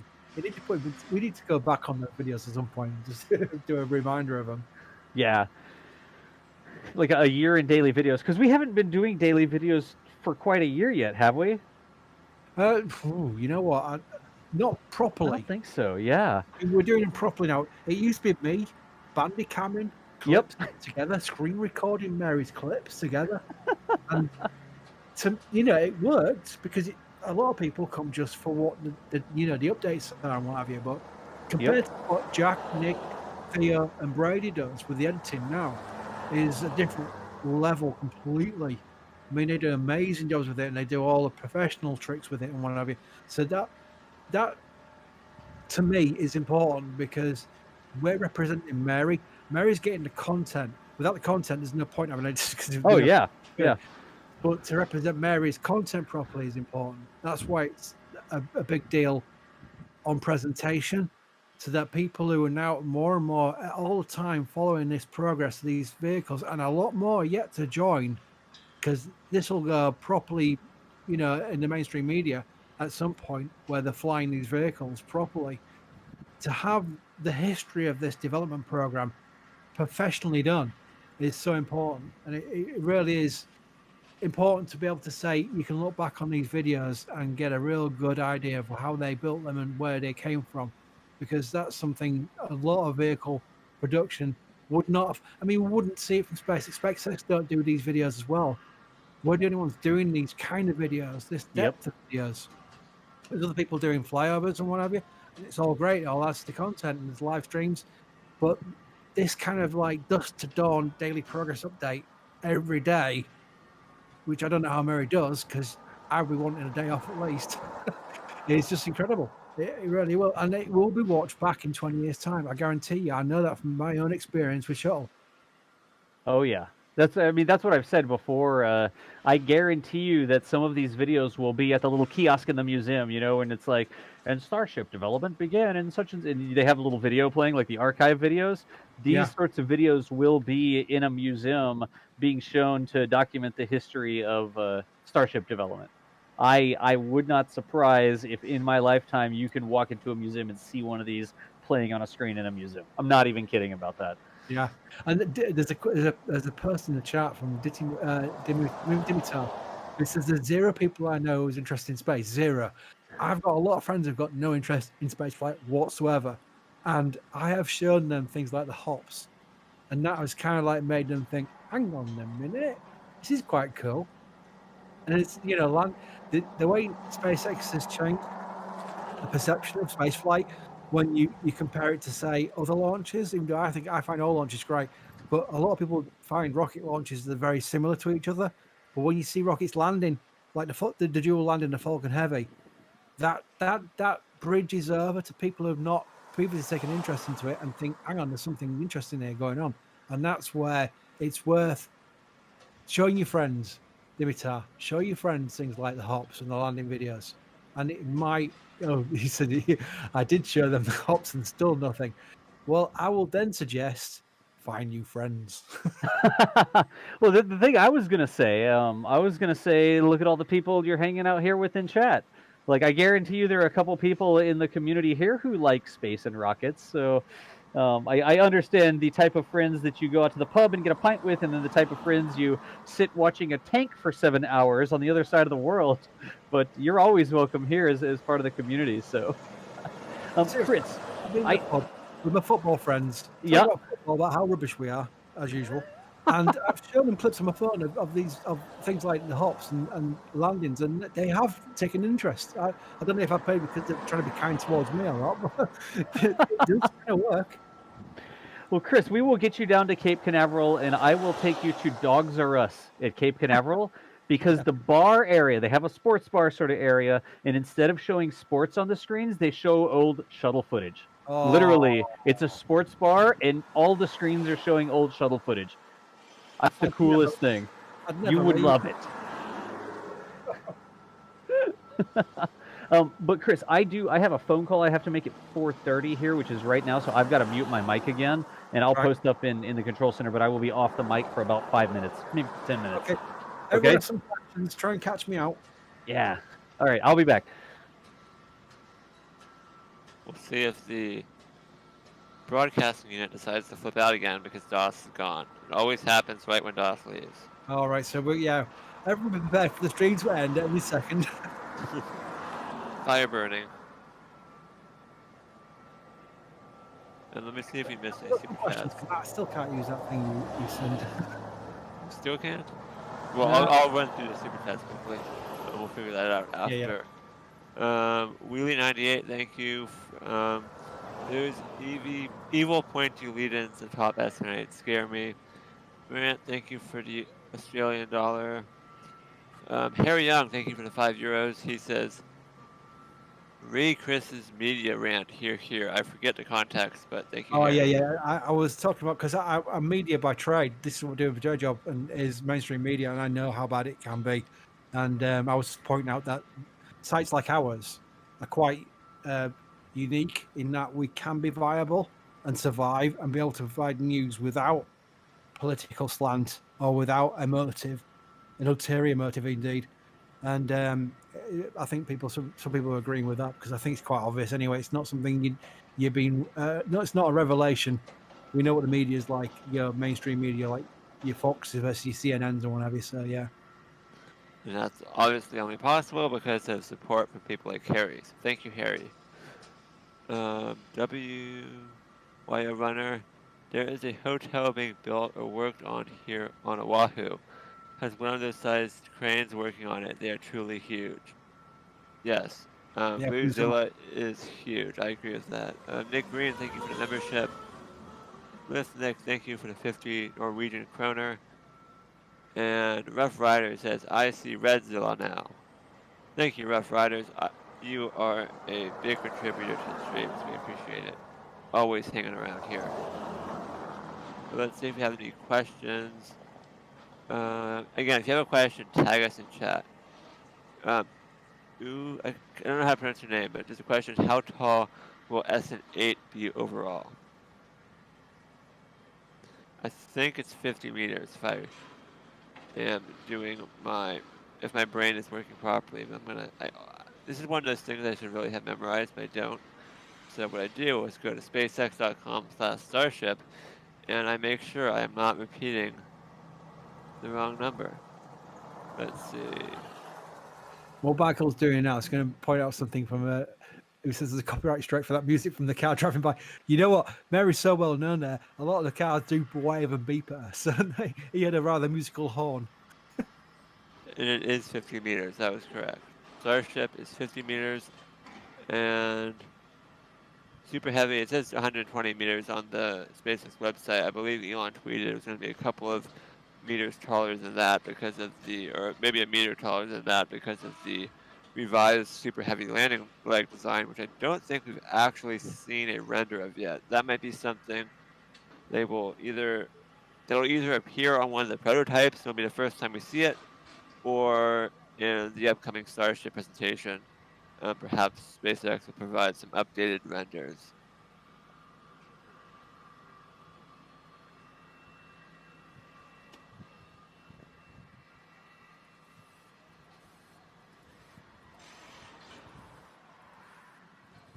Do you think the nose cone will be attached when they do the cryo test? So we know it's going to be installed when they get to the pad.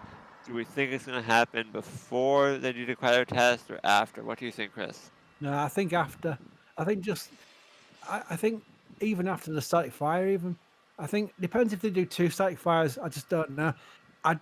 Like you said, it'd be installed at the launch site. We know that now. I just think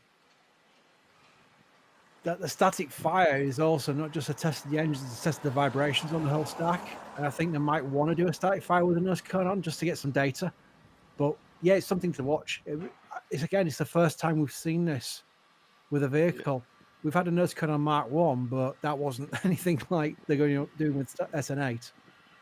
It does seem like for the cryo test, though, there's less of a reason to have a nose cone on it. So perhaps to reduce risk if the cryo test were to go wrong, they may keep the nose cone off of that. I don't know if we thanked him already, but if not, it doesn't matter thanking him twice because he gave $25, and that's Bill D. My beer money, enjoy. Thanks very much, Bill.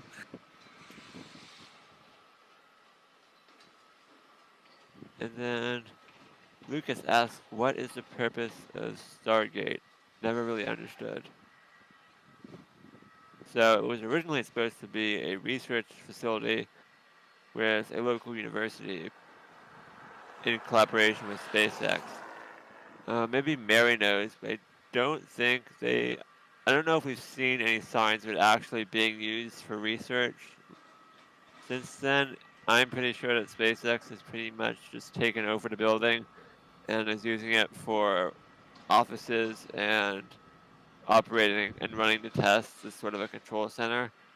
But I'm not sure if there's any research actively going on there right now.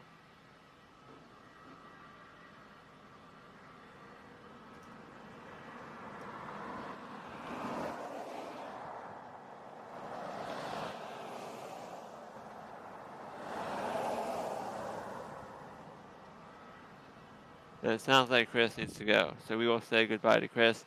Thank you for joining us, Chris. Thanks everybody who's joined us. Thanks very much to Mary, first and foremost, obviously, for this really surprise live stream, but a really enjoyable one. It's more enjoyable than I even thought it'd be. And even when she suggested that, that'd be a great idea. But it's been fascinating and really fun to watch. And all the best to SN8 ahead of a rollout, which is the next big event for this Starship. So thanks all for joining, and I shall see you sometime later. Thank you, Chris.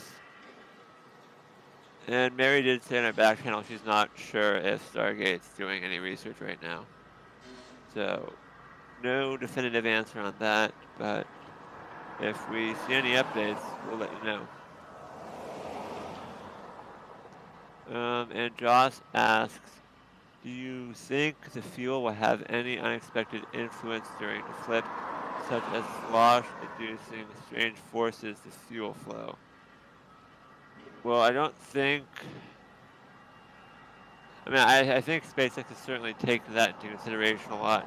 There's also the header tanks that they're going to use for the landing burns, assuming they install a nosecone with a locked header tank. We're not quite sure which nosecone they're going to install yet, but they certainly have the CH4 header tank in between the main LOX tank and the main CH4 tank. So they have those header tanks that help reduce slosh during the landing burn.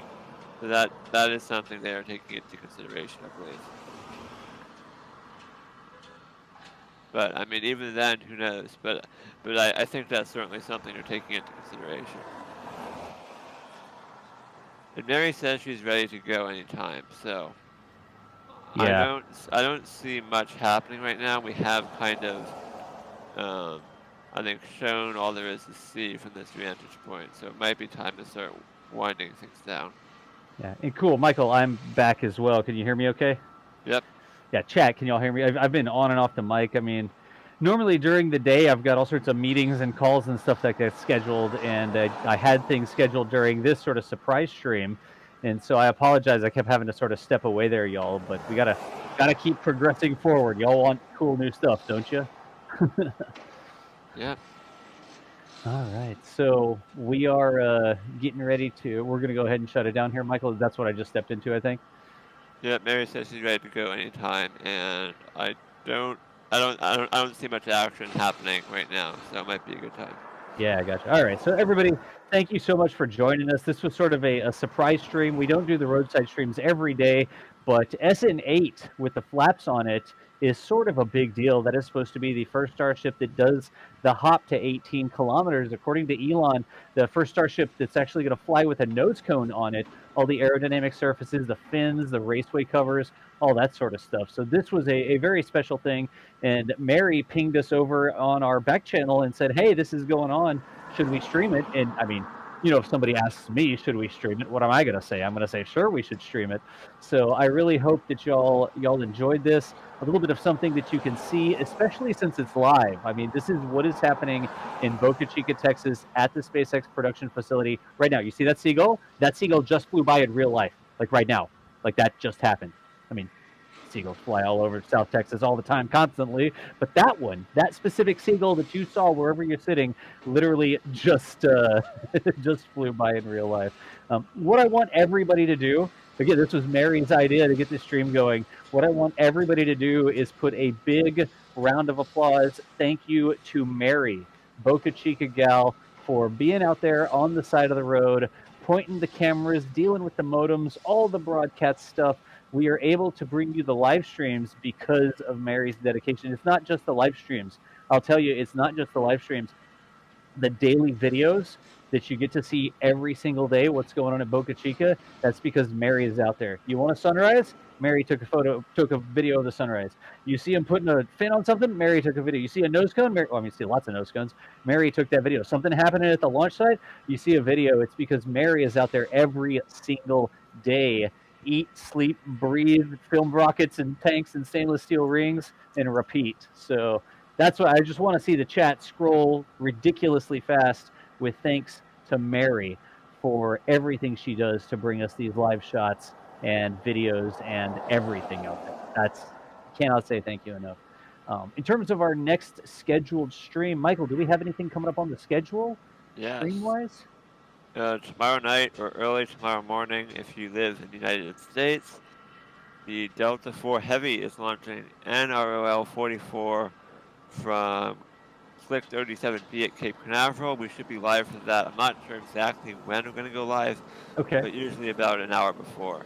That launch is scheduled for 9:14 p.m. Pacific Time, 12:14 a.m. Eastern Time.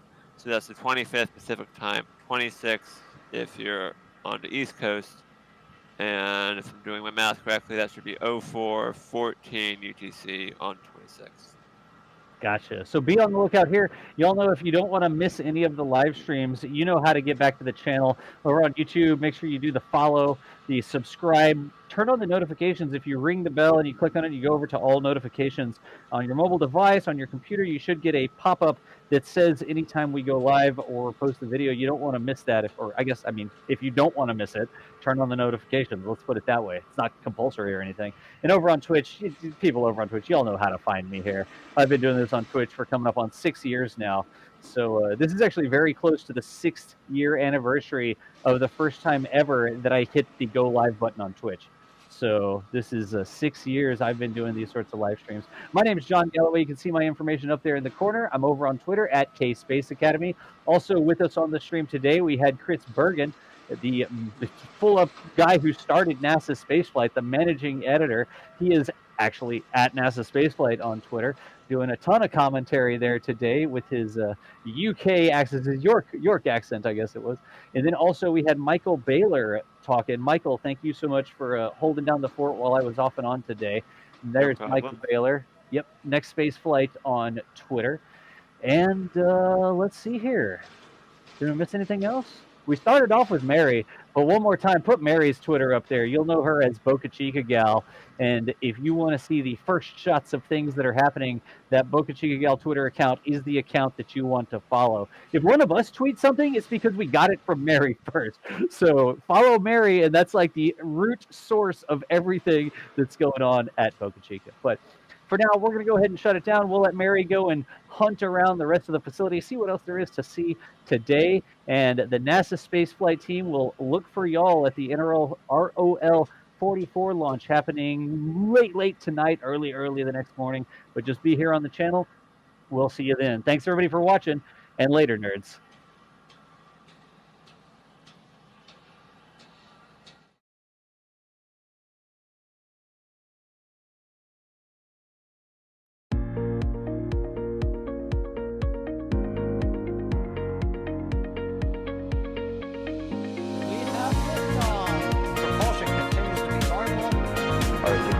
Pressure looks good. Following up. Roger, roll, Atlantic. Water towers, fly! Flight outside, FP off. Yikes. You bet. Concur. We don't need any more of these.